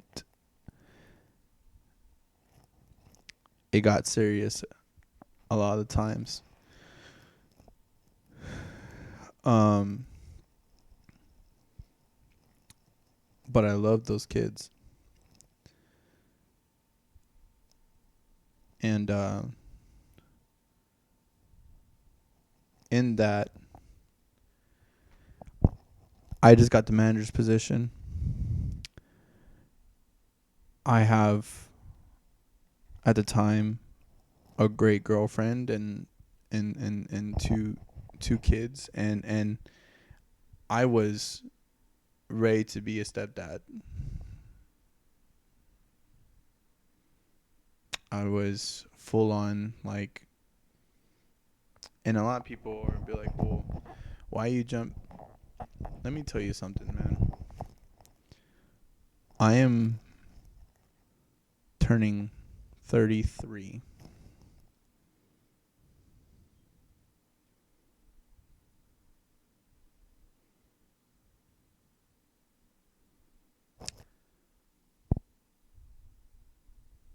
Why the fuck do you think I want to, like, what is the end game?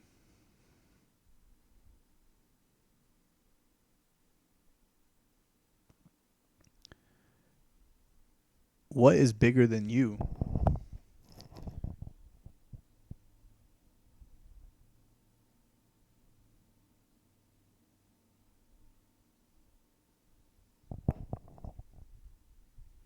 There's nothing wrong with having kids. There's nothing wrong with having a family. There's nothing wrong. It is beautiful.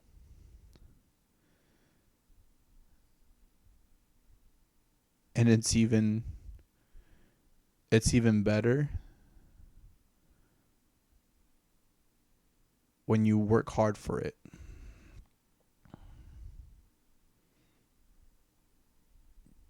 It's a purpose. If you live your life without purpose, I feel sorry for you.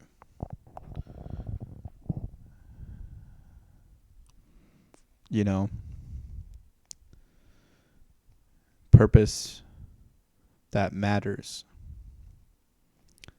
If your livelihood is to get high every fucking day, you're crazy. You're crazy. You know, and you had to think bigger, because getting high isn't just getting high off substances. No. It's uh it's gambling. It's doing dangerous things. It's a high could be anything,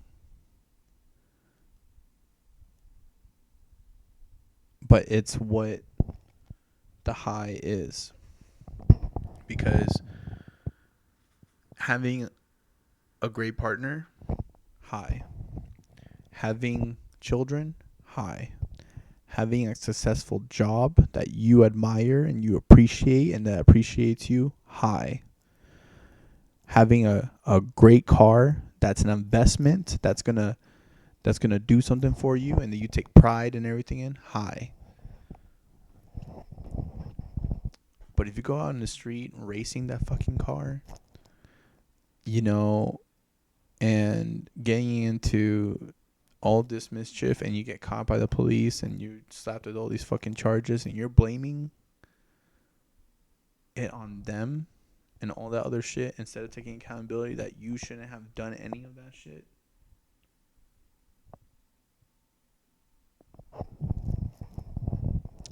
That, you know, you're going through that whole Walter White shit, bro. You're going through that whole Walter White shit. If you watch Breaking Bad, you need to know when to get out. You need to know when to get out. And how to get out.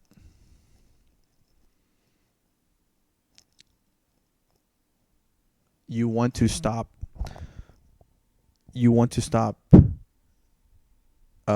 worrying about yourself. You want to stop worrying about yourself. You want to stop having to struggle to work towards something. Like if you know you can be just fine with eating a piece of pizza that fell on the ground for 5 seconds. If you could be fine with that,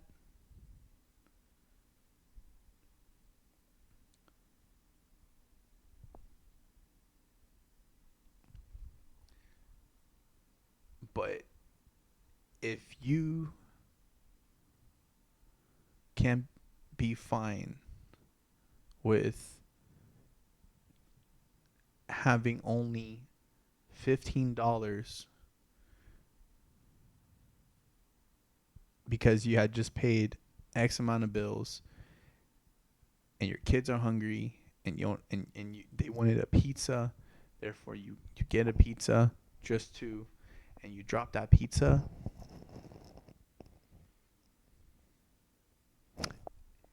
and you know some people are going to do what they have to do. That's different versus someone being like, it's nothing, and it gives it to them like that. That's what I'm talking about. Wanting to be better, provide more for not just you. Not just you. You know, because you can just be participating, man. You know, you can just be participating. So I was all in. I was all in. You know, yeah. And so I was ready to see my family. And literally, I had just gotten off work at the studio.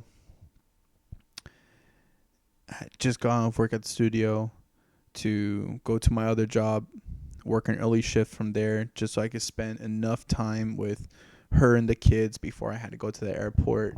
And I just like, the way I felt was like, I don't want to leave.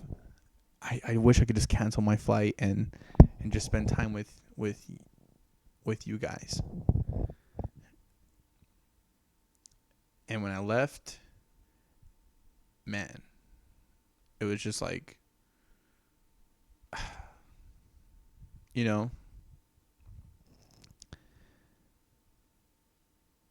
I'm there for a full week. I was fucking blissful through that entire time. Through that entire time, I was just like, "Oh my god, dude, this is beautiful. I'm seeing my family that I haven't seen for 13 years." I finally got to go see my grandparents' grave. I wasn't there when they died, and that hurt. You know, I got to two aunts that weren't talking at all were able to come together because I was there to like, hey, look, I'm not involved in the family drama, but but I want to see them, and therefore they put their differences aside and they were able to talk.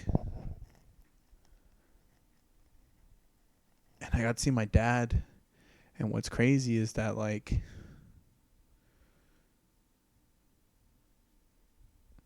it feels like Click. It feels like Click, the movie Click.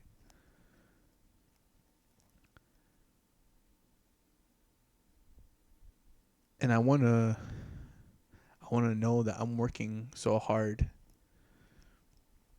that it's going to make sense. That if I miss all this time with them, it can't be for nothing.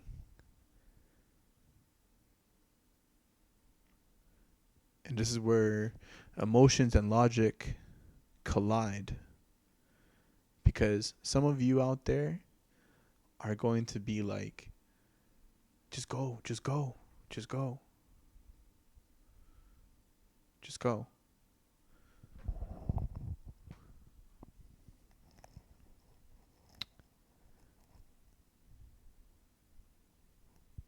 And what happens to all this?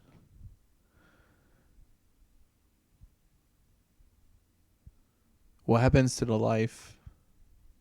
What happens to this life?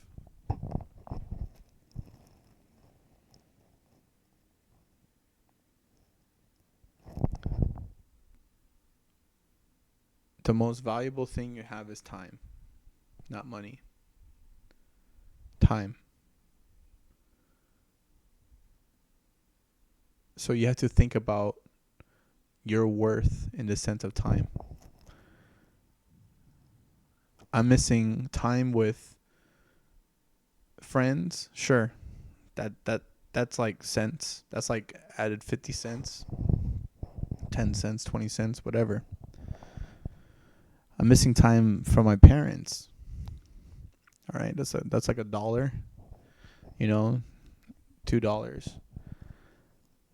I'm missing time from my siblings. Okay. So a whole family. All right, that's added per hour.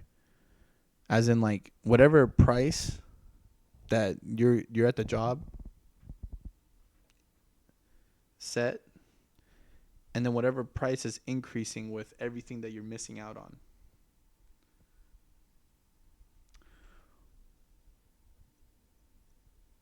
So I started at Little Caesars at $8.75, and I quit that job. I said I'm not coming in. My value is going up because I didn't feel like it was worth that time. And then I'm working at Target for working for 16 an hour overnight. You know? And then I'm working at another job for $20 an hour.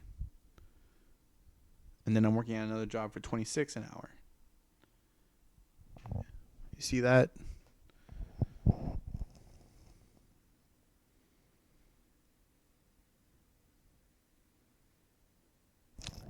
So it has to be worth your time. And you have to make sure that it makes sense, because I'm wasting all this time.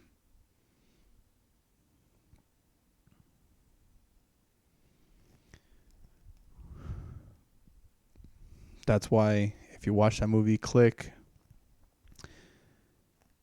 it had to make sense.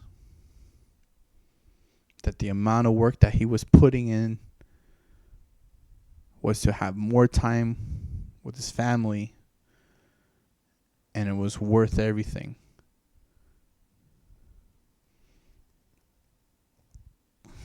But he had no time with his family. And that's why it's very important you appreciate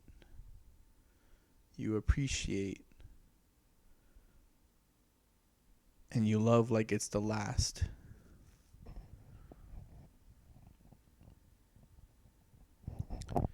And so when I was over there, I was off my phone, but I called to make sure that everything was fine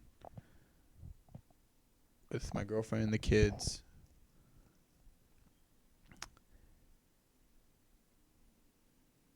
And I spent time with my dad and reconnected with my brother. And then here's the kicker. Here's where it starts to get hilarious. I come back and my girlfriend was like, "Hey, he took the truck." What? Her baby daddy took the truck. And she was going to pick me up from the airport. I said, okay, we'll figure it out when I get there. Don't worry about it. And now I'm not getting any calls. And I'm worrying.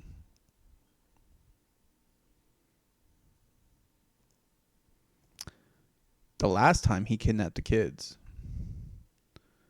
when this shit happened. So I'm in Atlanta and I'm tripping out. This is happening. Fast forward, I'm like, hey, what's going on and everything? Please talk to me. Blah blah blah blah blah. Nothing.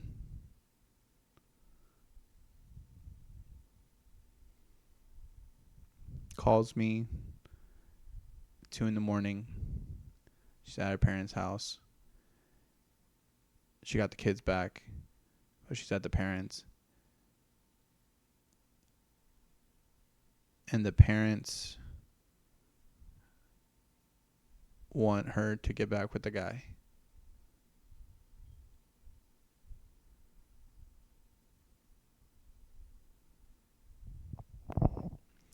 Now, I'm not going to go too in depth on what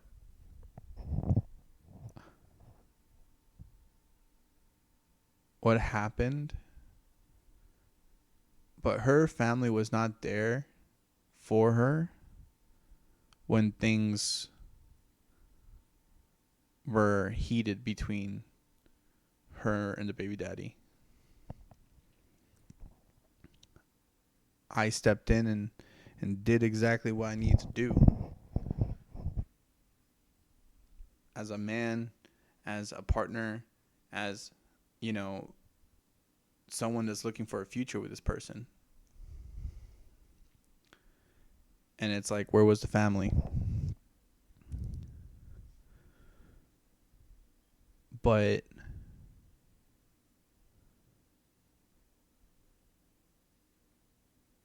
it's like, to them was like, you won't understand.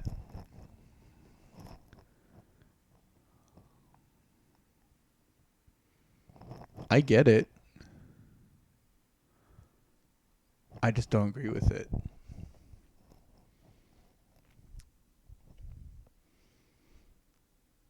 But go. I wasn't even in California for a day. A day. I literally just got back. I get that, and I get a message from the management saying, "You're crazy. this plan is not going to work. This is not going to work. We're not going to raise the fucking prices. Oh, like, you're not going to become manager. You're fucking dumb. X, Y, and Z.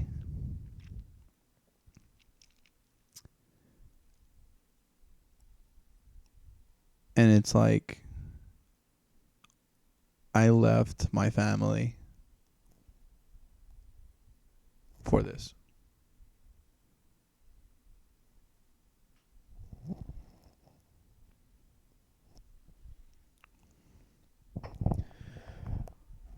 This, sure, I get how it sounds. But when you close your eyes and reflect on all this is for you to just push forward and say, like, you know what? I can do better.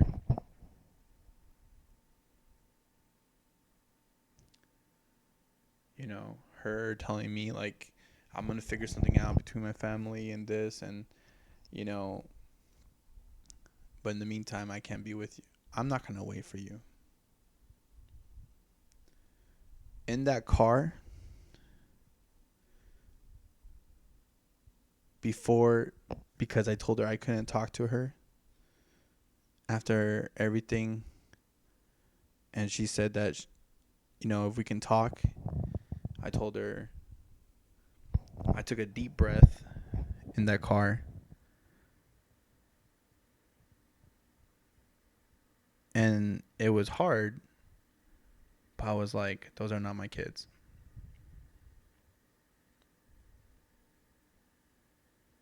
Those are not my kids. You see what I'm talking about?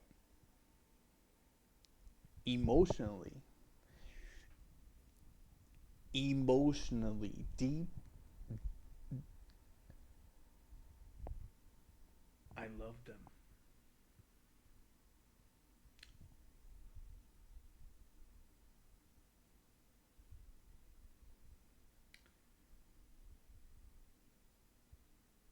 But the truth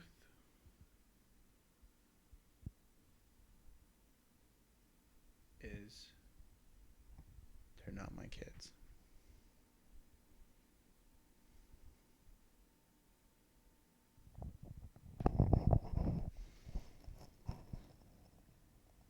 And it doesn't matter how much I loved her. It doesn't matter how much I love them kids. If it's not for me, it's not for me. So I told her that I can't.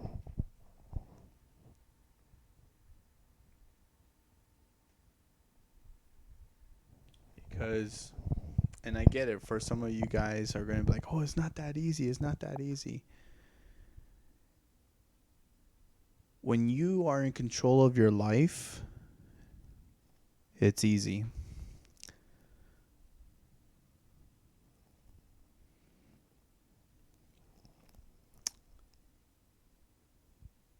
It's only when you lose everything, you're free to do anything.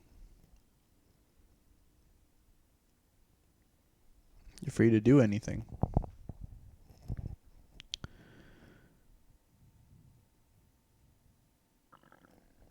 So yeah, I locked in.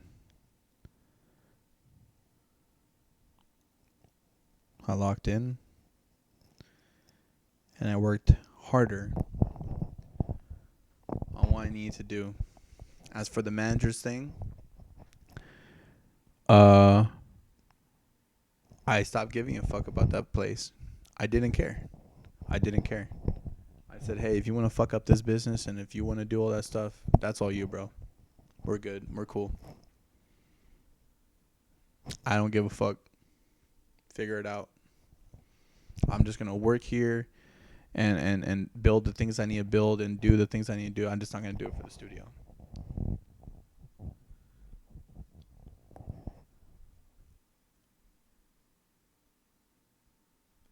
You see, though, other people would be like, oh, I'm going through it. I'm going to drink. I'm going to smoke. I'm going to, like, oh, I'm depressed. All this other shit. That same time, within that same fucking day, within that same day, what can I do? What can I do?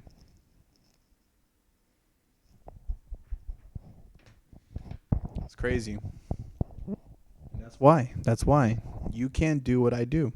You can't do what I do. And if you can, then you know who you are. You know who you are and you know what you're capable of doing, and and like I said, I am fucking like I am grateful for what you overcame mentally and through your experiences, cuz it's a game of chess. It's a game of chess. And you can love, you can care, you can, but in the end of the day, if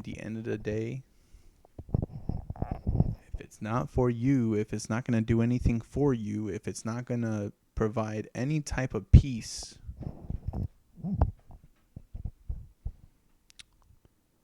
it's gone.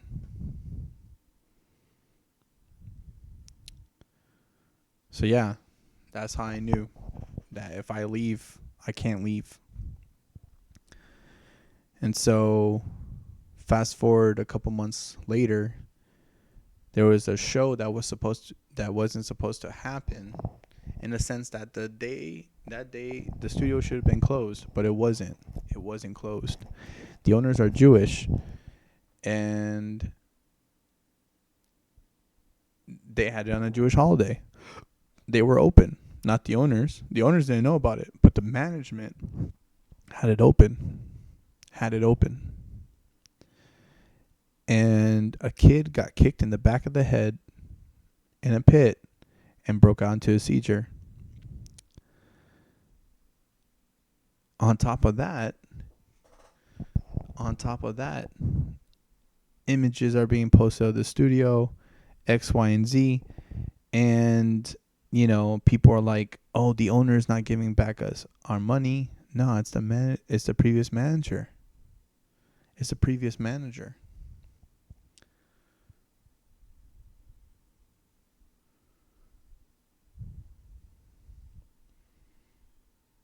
So,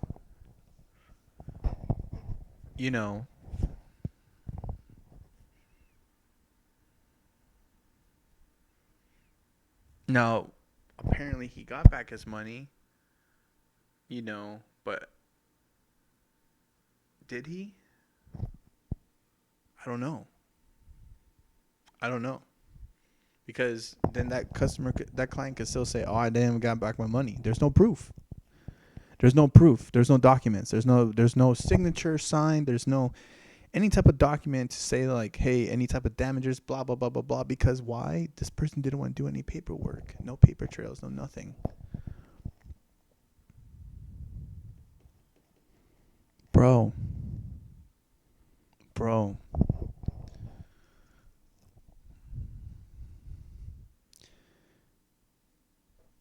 And in that, what's it called? After seeing all that, right away, I text my team and I said, look,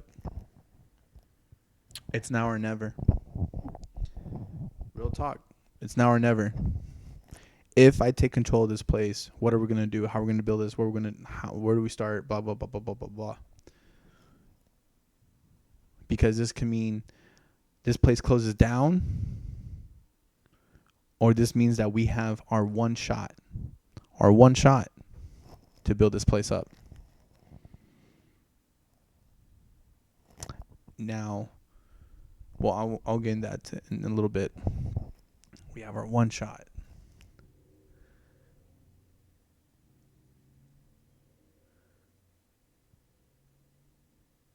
And in that one shot, that means all hell's gonna break loose. That means clients are gonna fucking talk their shit. That means that we're like, we gotta work fucking hard. We gotta really put in our work, and then at the same time, me, I'm in danger. I'm in danger.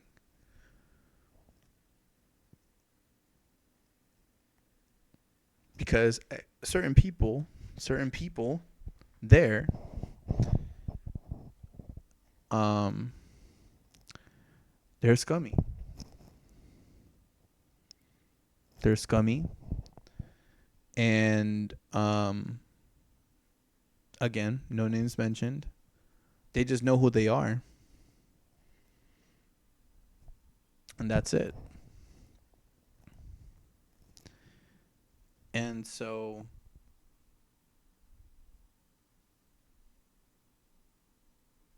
in that, I make a report.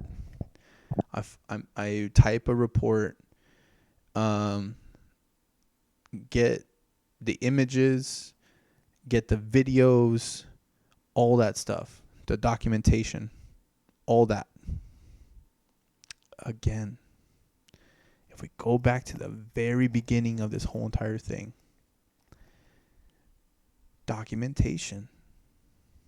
Because if I were to just say that this person allowed this thing to happen without any type of evidence, no date, no description, no video, no images, imagine that. But let me show you how it's done. Went to the owners, gave them that information. Now it's like, okay, well, let's get this ball rolling. Now, on a personal level, I don't like any of this stuff. I don't like it. Whether you believe me or not, I don't give a fuck. But I don't like it. Because in the end of the day, why do people just gotta make shit so difficult? Huh? Tell me about it. If you're hungry and I'm hungry, why don't you and I go hunt? And we can get a bigger meal. Then you and I go try to go find something, and you're doing your thing, I'm doing my thing, and then we come back and we have nothing. Does that make any sense? Huh? No, it doesn't. It doesn't. Don't get me wrong. It's respected that you're able to do all that out there single-handedly and all that stuff. Hey, man, shit. But if you're able to, if I can combine my strengths and you can combine your strengths together, imagine what we could accomplish. You gotta think like that.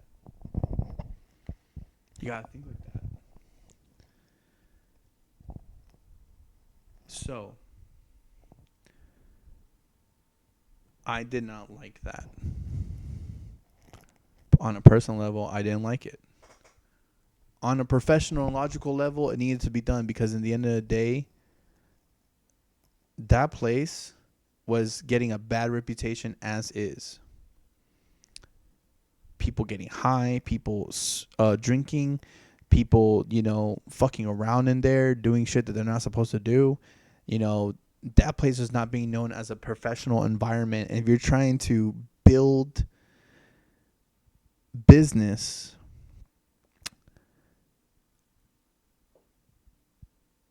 the dude want to get, here's an example. You focus on the real estate, right?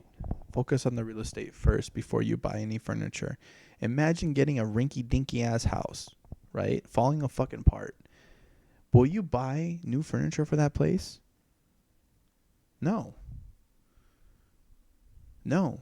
Let me fix up this house. Let me repaint the job. Let me do a repaint job. Let me fix up the lighting. Let me fix up everything in this house so it looks better. And then you buy the furniture. Because you're not going to buy a furniture for a crack house. Right?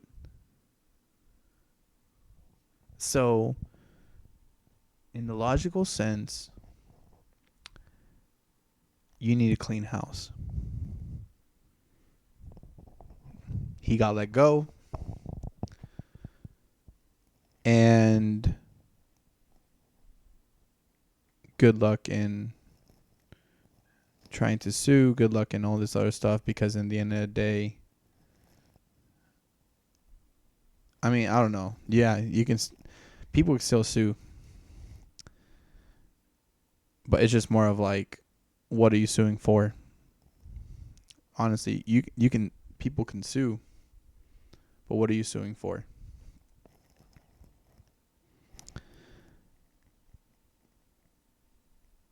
And so that happened. In terms of he got let go.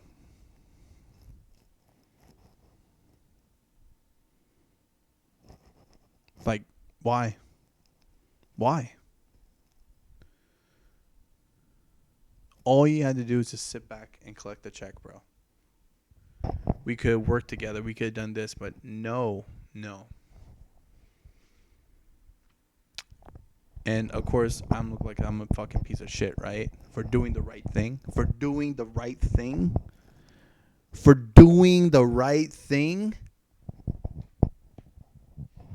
You're crazy. You're fucking crazy. Take accountability.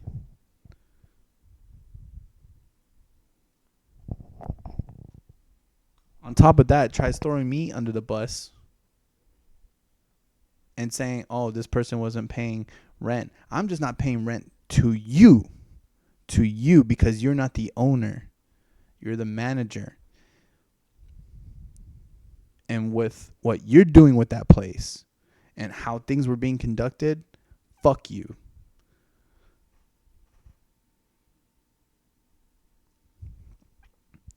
Smart.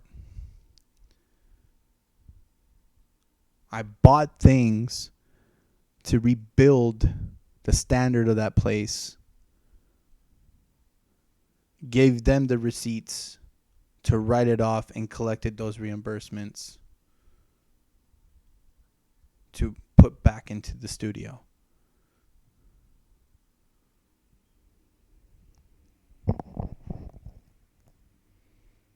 There, because they weren't going to invest in that place, I created a stream of flow, so then money's just being reinvested into the business through the rent. All documented, everything that I bought, how much it's worth and what was going on, how everything's doing. Increasing value.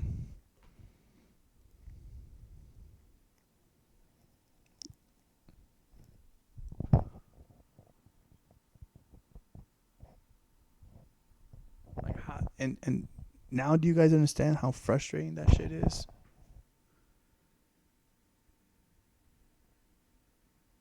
It's not the place. It's the people. It's the people. The people, the type of thinking. It's just like, fuck.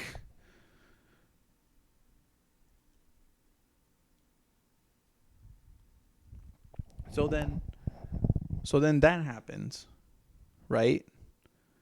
And then now here I am with the owner trying to explain to him all this stuff and everything like that. And then we're cool. We're cool because now he sees the picture, right? And as long as it's flowing, we're all good. Now it's building the business. Now, before I took management of this place, I told them, look, your business is failing because it doesn't have any type of services. It's only a rehearsal studio, but there's no types of services. What is it providing for people to come in? This is what you need to capitalize on. This is the market you need to hit. And by then, this is going to get here. What's it going to cost? It's going to cost money, but it's going to cost time. It's going to cost time. And with the amount of money, you know, it's going to depend on how much time it's going to take to get to where we need to get to.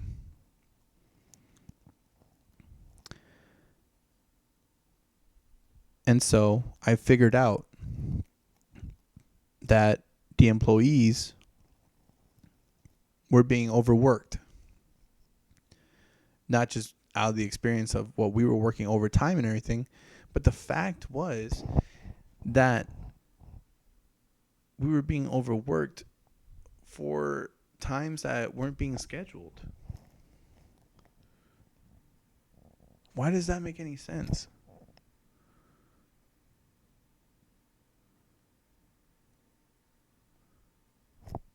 And at the same time, no one there actually had experience.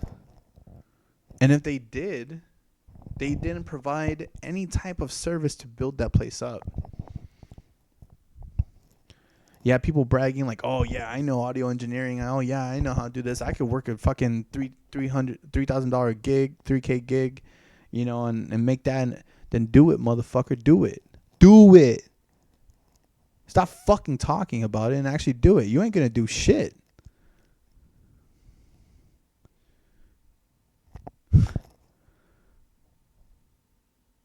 You're not gonna do fucking shit, bro.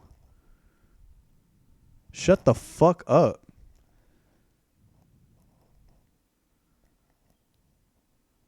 People telling me, "Oh, you shouldn't have been manager." Dude, right in front of the previous manager, the owner looked at me and said, the guy was like, "I don't think Peter should be manager. I don't think he should be manager. He's not capable. He's not this. He's not this. He's not this." The owner looked at me and said, "Can you handle it?" "Yeah." "All right, go." And then the previous manager had the audacity to be like, "Oh yeah, you need to go do this and everything like that." I looked at the owner, and the owner was just like, "Just go figure it out." All right.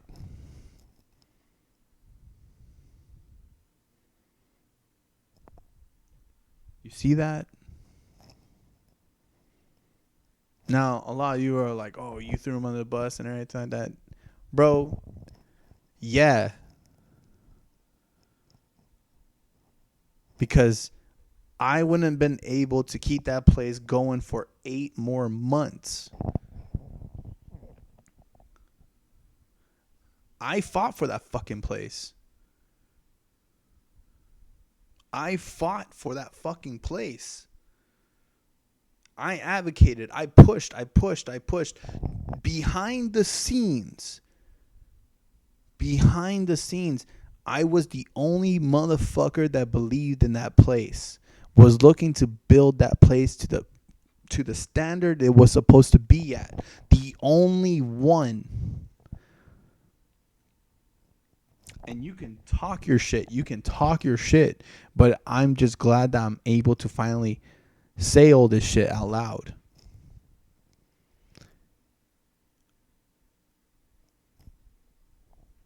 Because what's holding me back now? My projects are done. All this stuff is done. If anything, I'm just working on other things, right? I'm working on other things. And I'm just doing stuff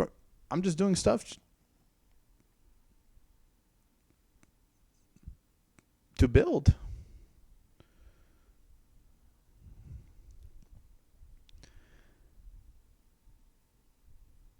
So it's crazy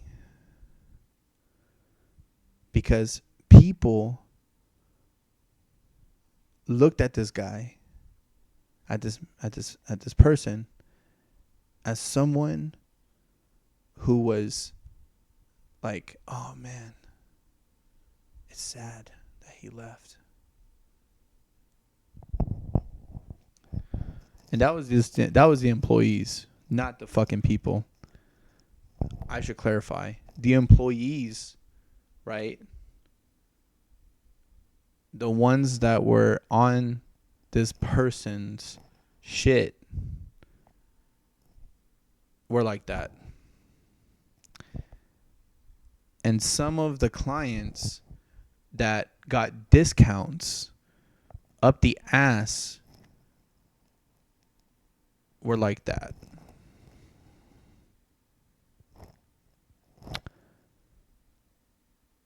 Because everyone else knew what kind of person this person was. Everyone else knew. Real talk. Real talk. You know, everyone's like, oh, I love this person, but they were an asshole. They were a piece of shit. You know, yeah, he couldn't shut the fuck up. You know, man, he really held this place together. But, like, you guys are way better because, like, this place looks actually nice. This place doesn't smell anymore. This place actually looks like it's getting better. It's going somewhere. The way they said you held it together, right? That this person held it together was in the sense that, like, you know, they were able to reach him on the phone.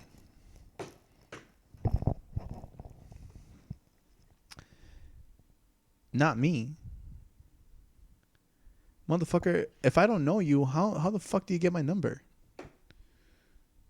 As a matter of fact, why should I be talking to you? If I didn't give you my number personally,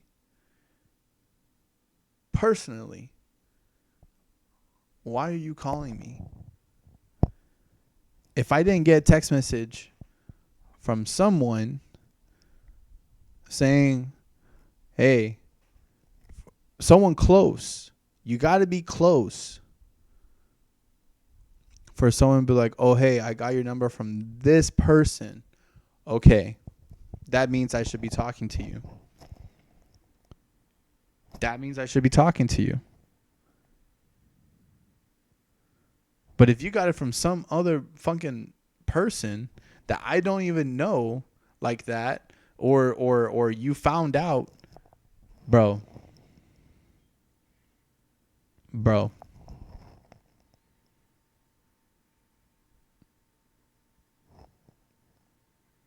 And don't be asking me for favors off the bat, bro. Don't be asking me for shit. Who are you?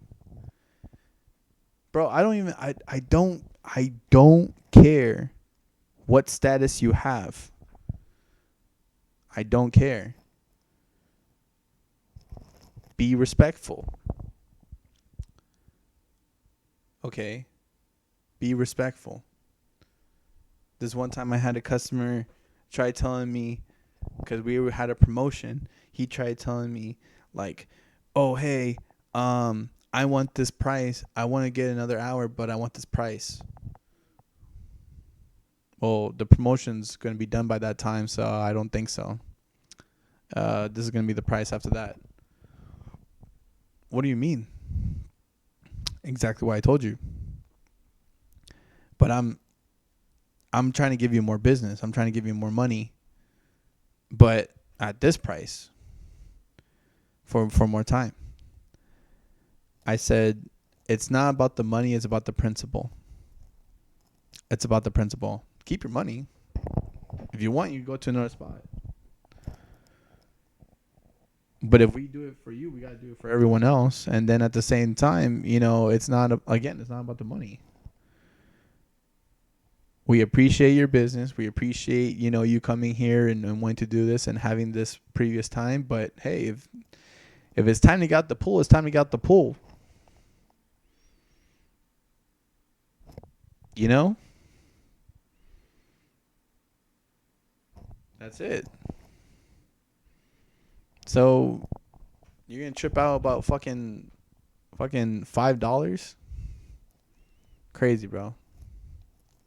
So I was like, no, we're good. And that was it. So when it comes down to this place, right? When it comes down to this place, even though people thought I was a hard ass, they respected everything that I was doing. They respected the fact that the rooms were clean, you know, in terms of like the less alcohol. They respected the fact that the rooms didn't smell like cigarettes. The rooms were carpet cleaned. You know, equipment started to like actually come to a standard. And all this is documented. I have everything of how much everything was worth and what was the value. How I acquired everything. It wasn't fucking easy, that's for sure.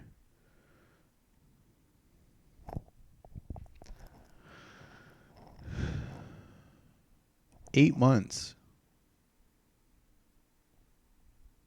Day one, my team went in and rearranged the wiring and did all that stuff to make sure that the place was, you know, working properly. The shows that were happening were starting to be more safe because it was a security deposit and and the rate that it was at, and then at the end you get your security deposit back. You know, we were going to start introducing rentals later on. You know, the prices were making sense. The prices made sense. And later on, we were going to introduce a membership. A membership. Now, let me tell you something. And think real hard on this. Later on in life, if you're watching this and you got this far in the fucking video, you're going to be like, and if you guys have memberships during that time, then hey, that's great. That means it worked. But right now, where I'm at currently, no studio's doing memberships. No location's doing memberships. No location was doing what I was doing. No location. There's only a few, but they're out of the state. Actually, one's in San Francisco, so it's in another city. And the other locations are out of state. And it's crazier because I was looking to network with them.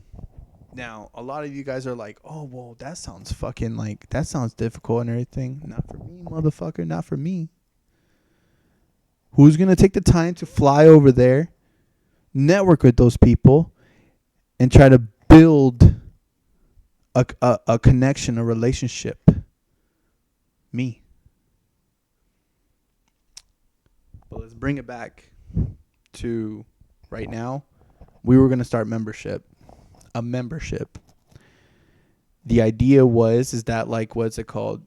You pay full price for the first session. The next session, you get $10 off. You keep building it up at a $120 cap. If prices are set at $20, $30, $40, $60, $80, and recording is at $120 an hour, think about that. Think about that.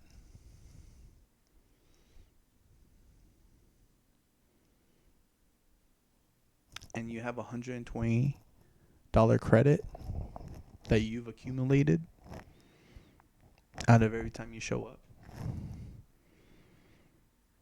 with rewards in terms of like you get $5 added to your credit for referring someone.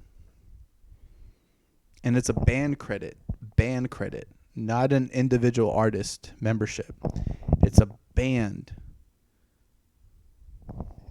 That's game changing.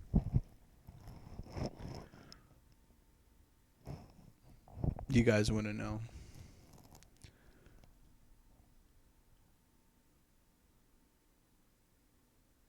No one else was doing that kind of shit, dude. No one else put that time. No one put in that fucking effort. No one actually, like I said, 6 days. 6 days with only 4 hours of sleep. In that fucking piece of shit.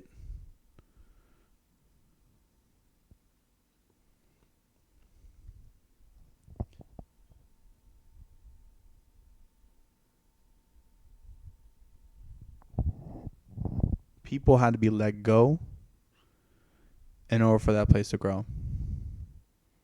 Because if the staff is not seeing the change, people around is not going to embody that. So I had to cut people off. And again, it was nothing personal. It was nothing personal.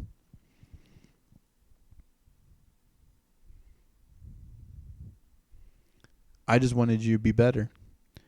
And you were a disappointment every goddamn time. Smoking in front of the fucking clients. Drinking on the fucking job. Anywhere else, think about it, bro. Anywhere else. Can you do that? Can you actually think you can do that? Try it. Fucking disappointment, bro. And you have the audacity to tell me I'm funny? That I'm a fucking asshole? Doing illegal shit. Illegal shit. And having poor work ethic.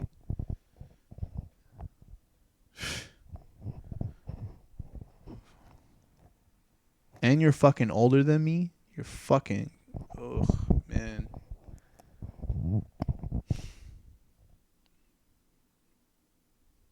It's just...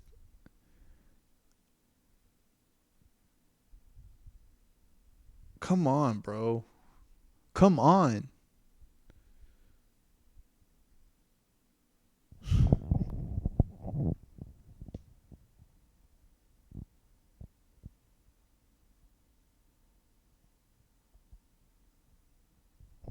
I just wanted better. I just wanted better. And I'm serious. I'm serious.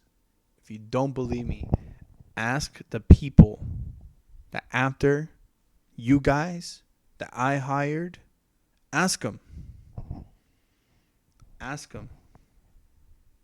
How did Peter feel about this?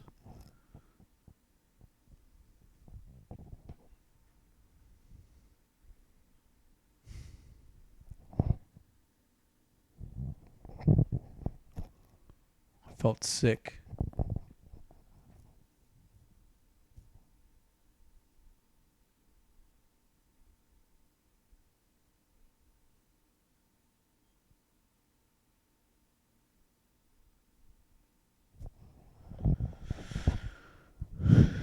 But I had to let them go. And I hired good people. People that had certificates. People that actually graduated in their profession. And people that were working with actual people of status that could have brought business to that location, that had the resources to build the professional environment that that place was looking for. We were going to start recording for $120 an hour. Now, a lot of you guys are like, an hour, 120? When you have three engineers making sure within that one day you get everything,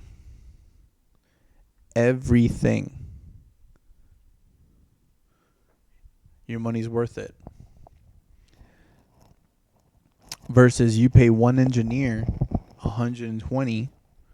That's not that's not per hour. You're paying them, you know, you're paying them probably like 2 hours, 3 hours tops. 2 to 3 hours tops to get your shit going. When you're paying 3 engineers in 1 hour to make sure it's working.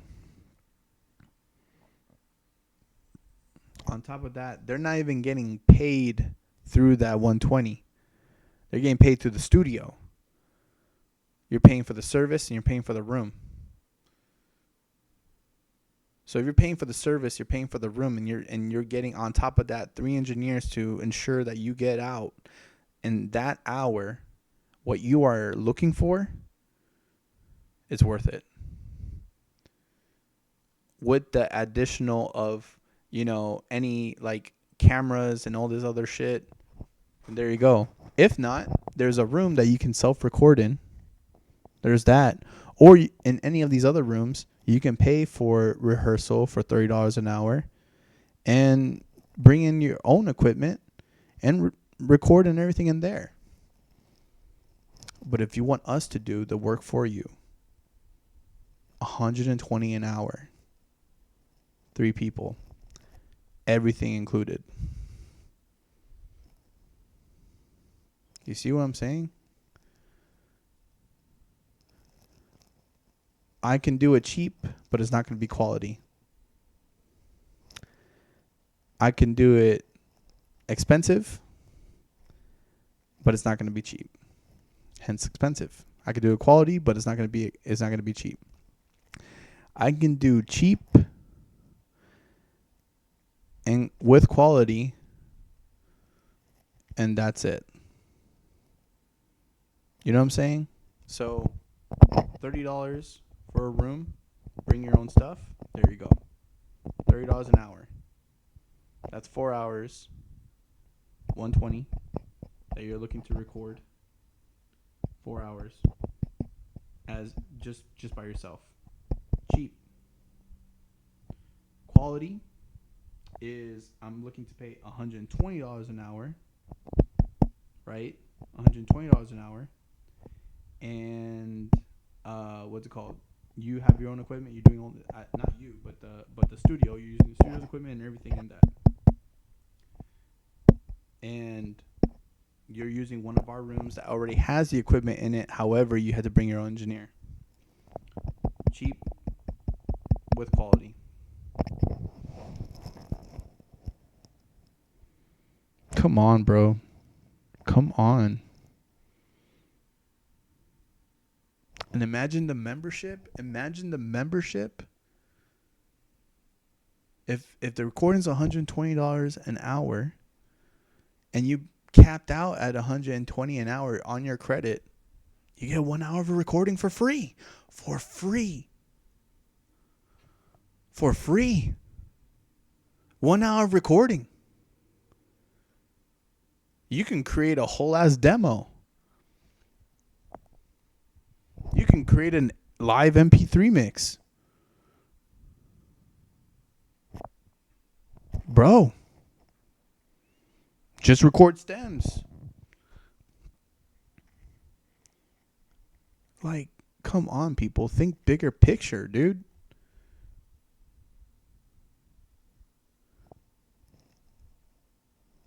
So why this whole entire story? Why all this background? What are you babbling about, Peter?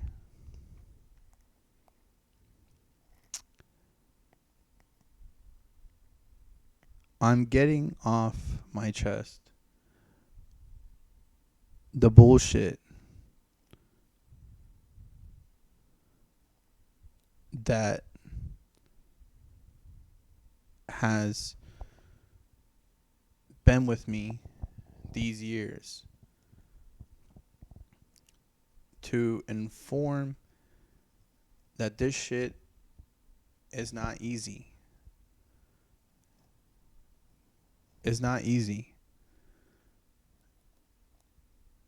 And to express growth through this whole entire process. And how it's annoying how even currently that even now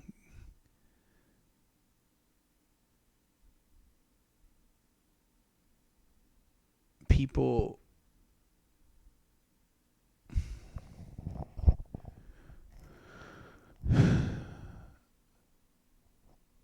people underestimate you and will always do that. My favorite quote from Green Goblin is from Spider-Man 2001. Green Goblin, when he said, people just want to see a hero fall. In spite of everything you do for them, eventually they will hate you.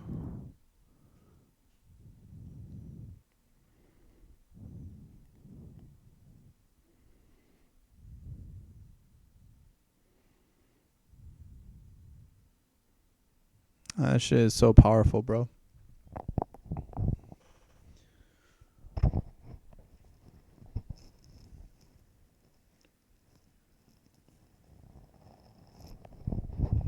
Living that Peter Parker life.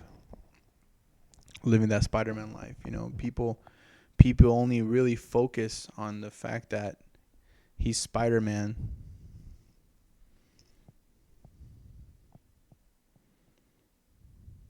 People don't really focus on the fact that work like this is rewarding only to the person that's doing it.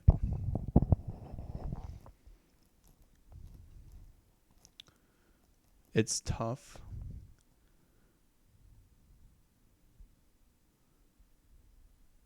But if it can make a difference, it's for the bigger picture. It's something bigger than myself.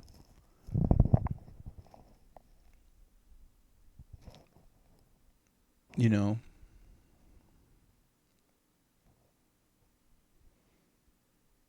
and I'm just a person, dude. I am legit just a person. You know, and you don't have to fall into that. You don't have to fall into those expectations or anything of other people, or you have to just do it for you and know why you're doing it and be acceptive of it, and prove to yourself, because it's tough. You know, it annoys me how after the whole thing with the studio, now even after the whole thing with the studio when it shut down, the owner said that the numbers were correct, just the return is not quick enough, because we were making a steady amount of money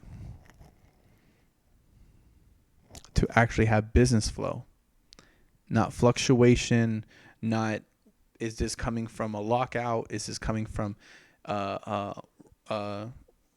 drugs or any type of, like, you know, underground shit. steady money from the actual business, building it up and everything like that, right? Equipment, everything. The return wasn't quick enough.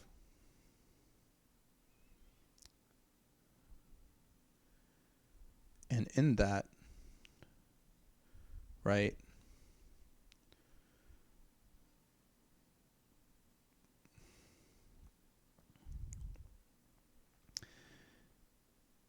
in that, now it's me coming out of this, right? Leaving this business. Now I want out, right? I did my part. I even tried fighting for the place to be bought by another location. You know, not by me personally. There's no way. I'm not going to buy that place. You know, as in the business. I wouldn't buy the business. I'd buy the location. You know. But there's so many things to that. And they offered for me to buy the business. But it's like I don't have that. I can get investors, but it doesn't seem like it's more of a build than it is, you know what I'm saying? So no. And I legit fought for that place to be bought by someone. And, you know, those people going into it, we talked and everything made sense. However, it just wasn't the move. Meanwhile, I have people on the sidelines saying that they tried. What did you try? I had some people on the sidelines saying that talking smack. I'm sorry. What did you try doing for the studio to save this place? What did you try to do for this location? Because you got it mentioned in a movie? Because you got it mentioned? Bro, I have a whole page dedicated to that place. I put together a whole entire website advertising that location. I built up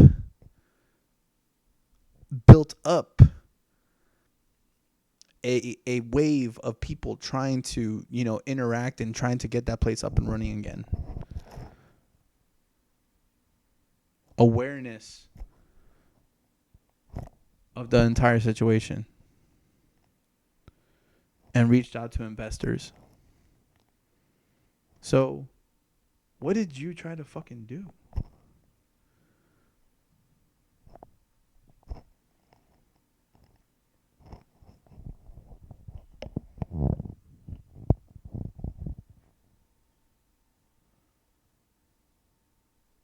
Again, it's just, it annoys me at this fucking attitude, because again, all this could have been avoided if we just worked together. And you didn't fucking try to control the fucking thing. All this could have worked if you just got your head out of your ass.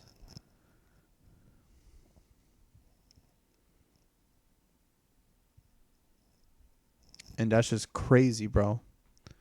It's just crazy. And then you had the audacity to hit me up and talk about the studio. You could have said, "Hey Peter, hey, do you want to go get a beer? Do you want to go get some food?" Sure, I'm down. But the moment you text me about cracking jokes about the studio and everything like that, bro, I don't want to hear it.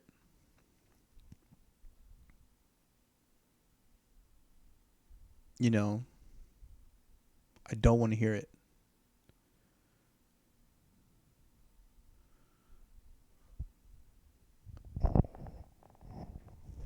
It may sound confusing, but it's just more of like just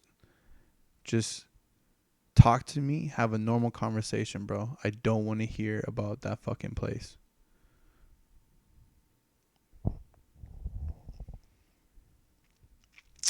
Not until we've had some fucking food. Not if we had some drinks. Don't want to talk about that business with you unless we had some food or drinks. Because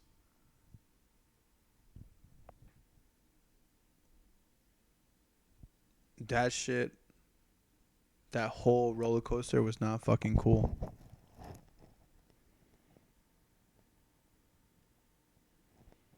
That whole roller coaster was not cool. And, you know,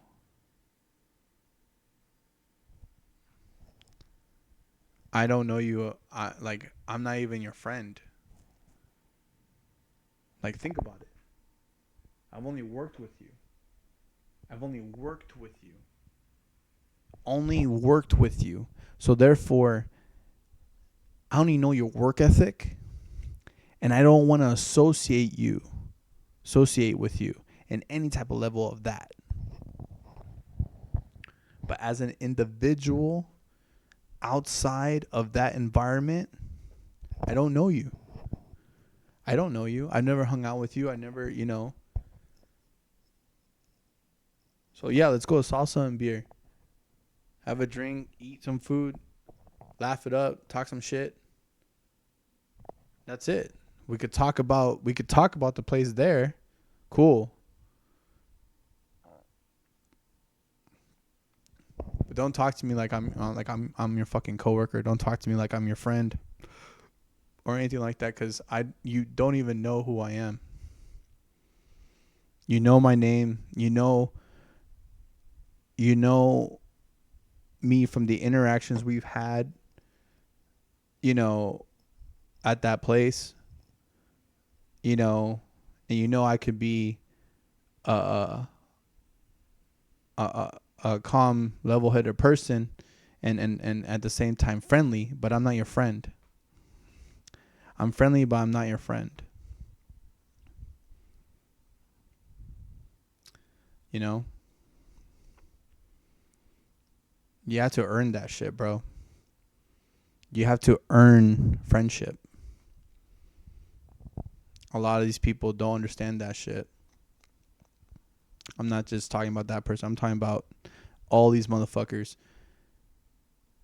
And people may sound like, damn, it sounds like, oh, you need to step off your fucking high horse. No, I don't. Because in the end of the day, it's only me. I'm the one living this life. I'm the one working hard every day trying to be above the water. Swim and swim and swim because I'm working towards a future. The way I put my standards is that if I would want my future kids to be around you, if I can't picture that, I don't want you in my life. That's not too far-fetched. That's not even crazy. If I can't picture my kids being around you, you know what I'm saying? If I want kids, if I want a wife, if I want a whole entire life, if I can't picture my kids being around you, I don't want to speak to you. I don't want to associate with you. I don't want anything to do with you.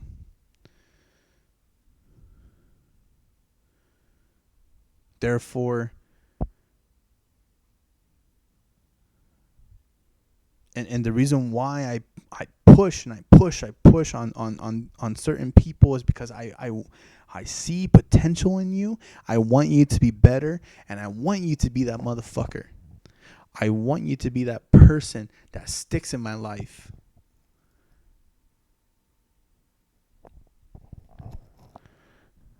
But how dumb is it that I want you to be better for yourself more than you want that for you?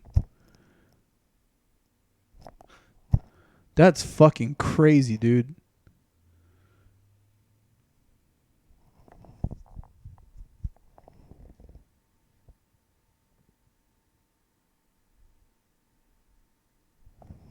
So yeah,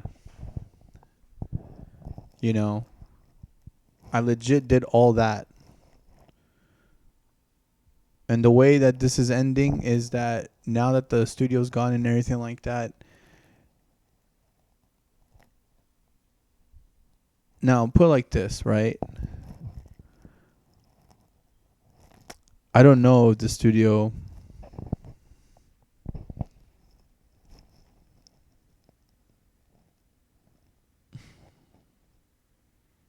I still have to prove to the owners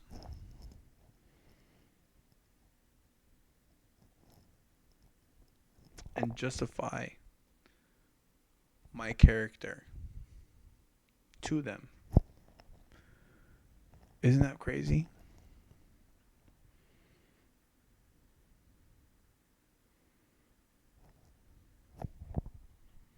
Even though it's already done, you know. And then again, being a person of principle,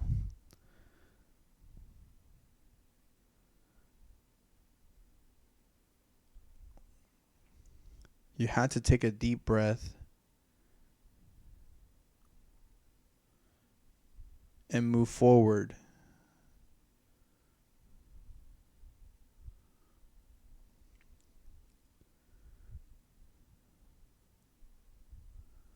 But it's stuff like this that is frustrating because it's a principle.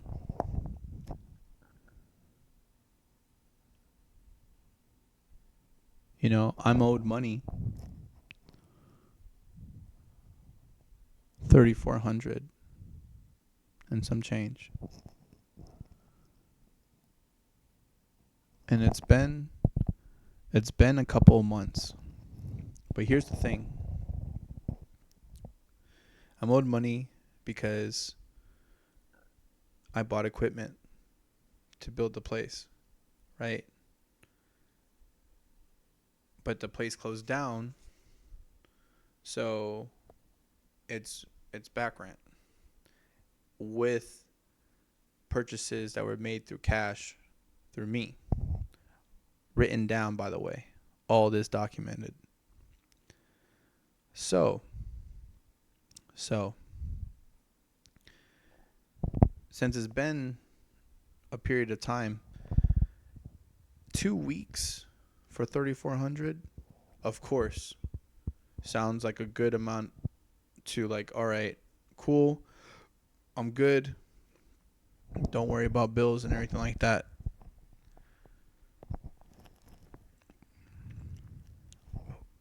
$2 months. 2 months. Now I have a job. I'm okay. I have a job. I have a job and I rent and everything. But now, when you divide 3,400 by 2 months, it's not much. It's not much.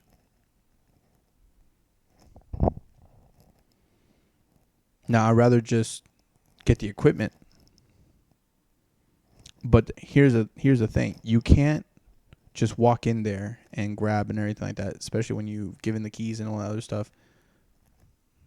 You can't do any of that. That's breaking and entering, whether it is your stuff or not.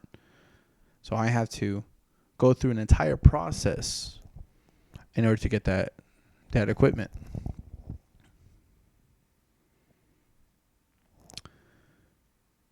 As well as if it could be just simple, we're giving them the document to just review, and therefore, hey Peter, take this back and everything like that. It's cool. That's it. Call it even.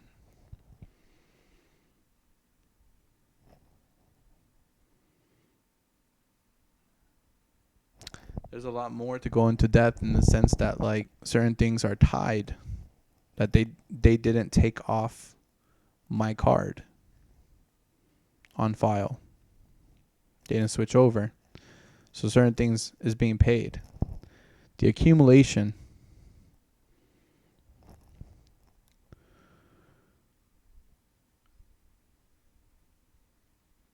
Now here's the thing.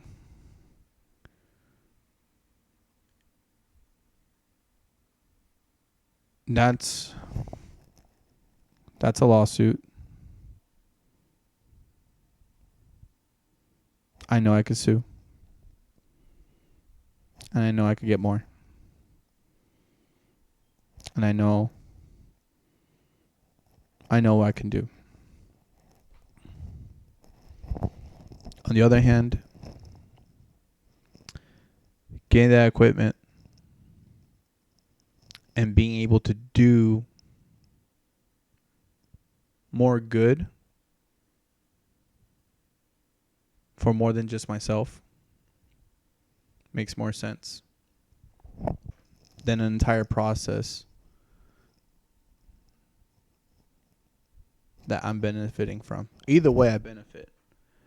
But one is going to take more time and the other one is just more hassle.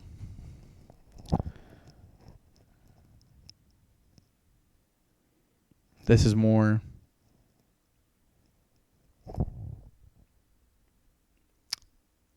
level to level.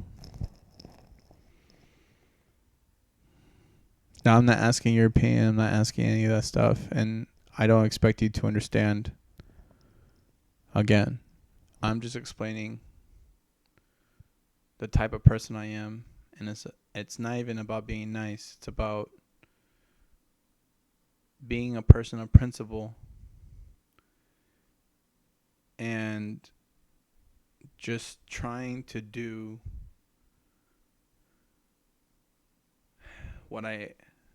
trying to exist and live this fucking life. And people make it fucking difficult. People make it difficult. And I make it difficult for allowing that.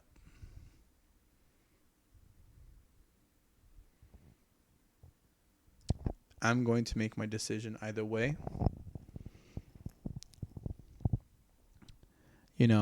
Those who know me know I'm going to do.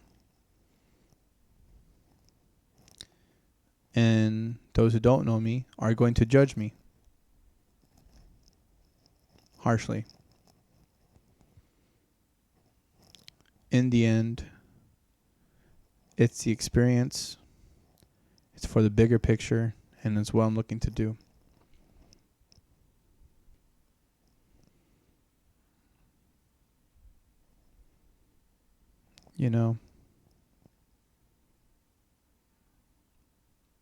It was tough all these years. But I'm finally able to just do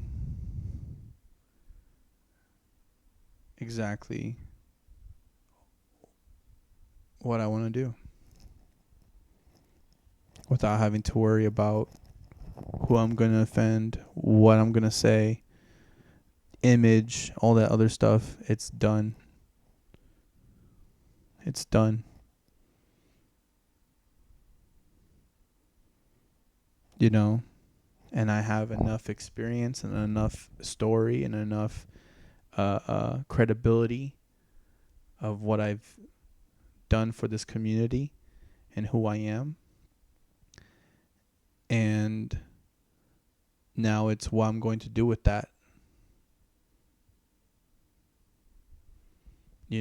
Because like I said in another podcast, whether you like me or not, you are going to talk about me. There is a story that you will tell. Mm-hmm. And that has, to me, that has a bigger impact than, you know, than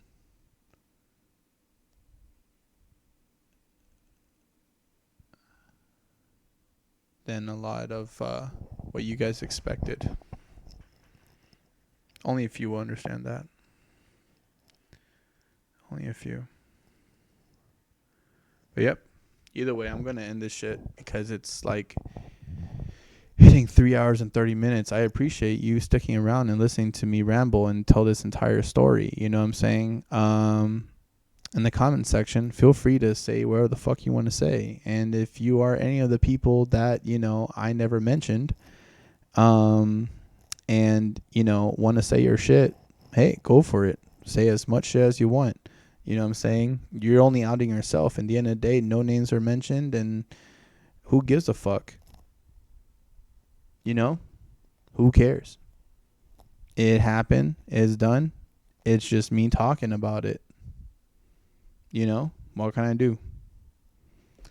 And I hope you guys have a great day. Stay safe. And, you know, catch you on the next session. And again, say whatever you want to say. You know, just be mindful of other people. You know? All right. Damn. Never mind. I want to hit these 3 more minutes. These 3 more minutes here because it's you know, but I will say though, I would not change anything because I'm at where I'm at now and I'm further in my life. Standards have increased, and at the same time it's just more of me having to like, hey, look, it's another level. You know what I'm saying? The top of one mountain is the bottom of the next. And so you got to keep climbing and climbing and climbing and climbing. You know? So again, it's all positive, but it's just more of like, you know, I'm struggling. You know? And that's part of the whole process. I'm struggling, and you know, being an entrepreneur and being a person that's constantly growing and everything like that, it's going to happen. You know, only you know when it stops. You know, again, I'm only like that through investments. You know, because in the end of the day, I'm fighting for some equipment right now. You know, that's worth X amount and could do a lot more in the future. So versus what I could get out of that fucking place. And like I'm telling you,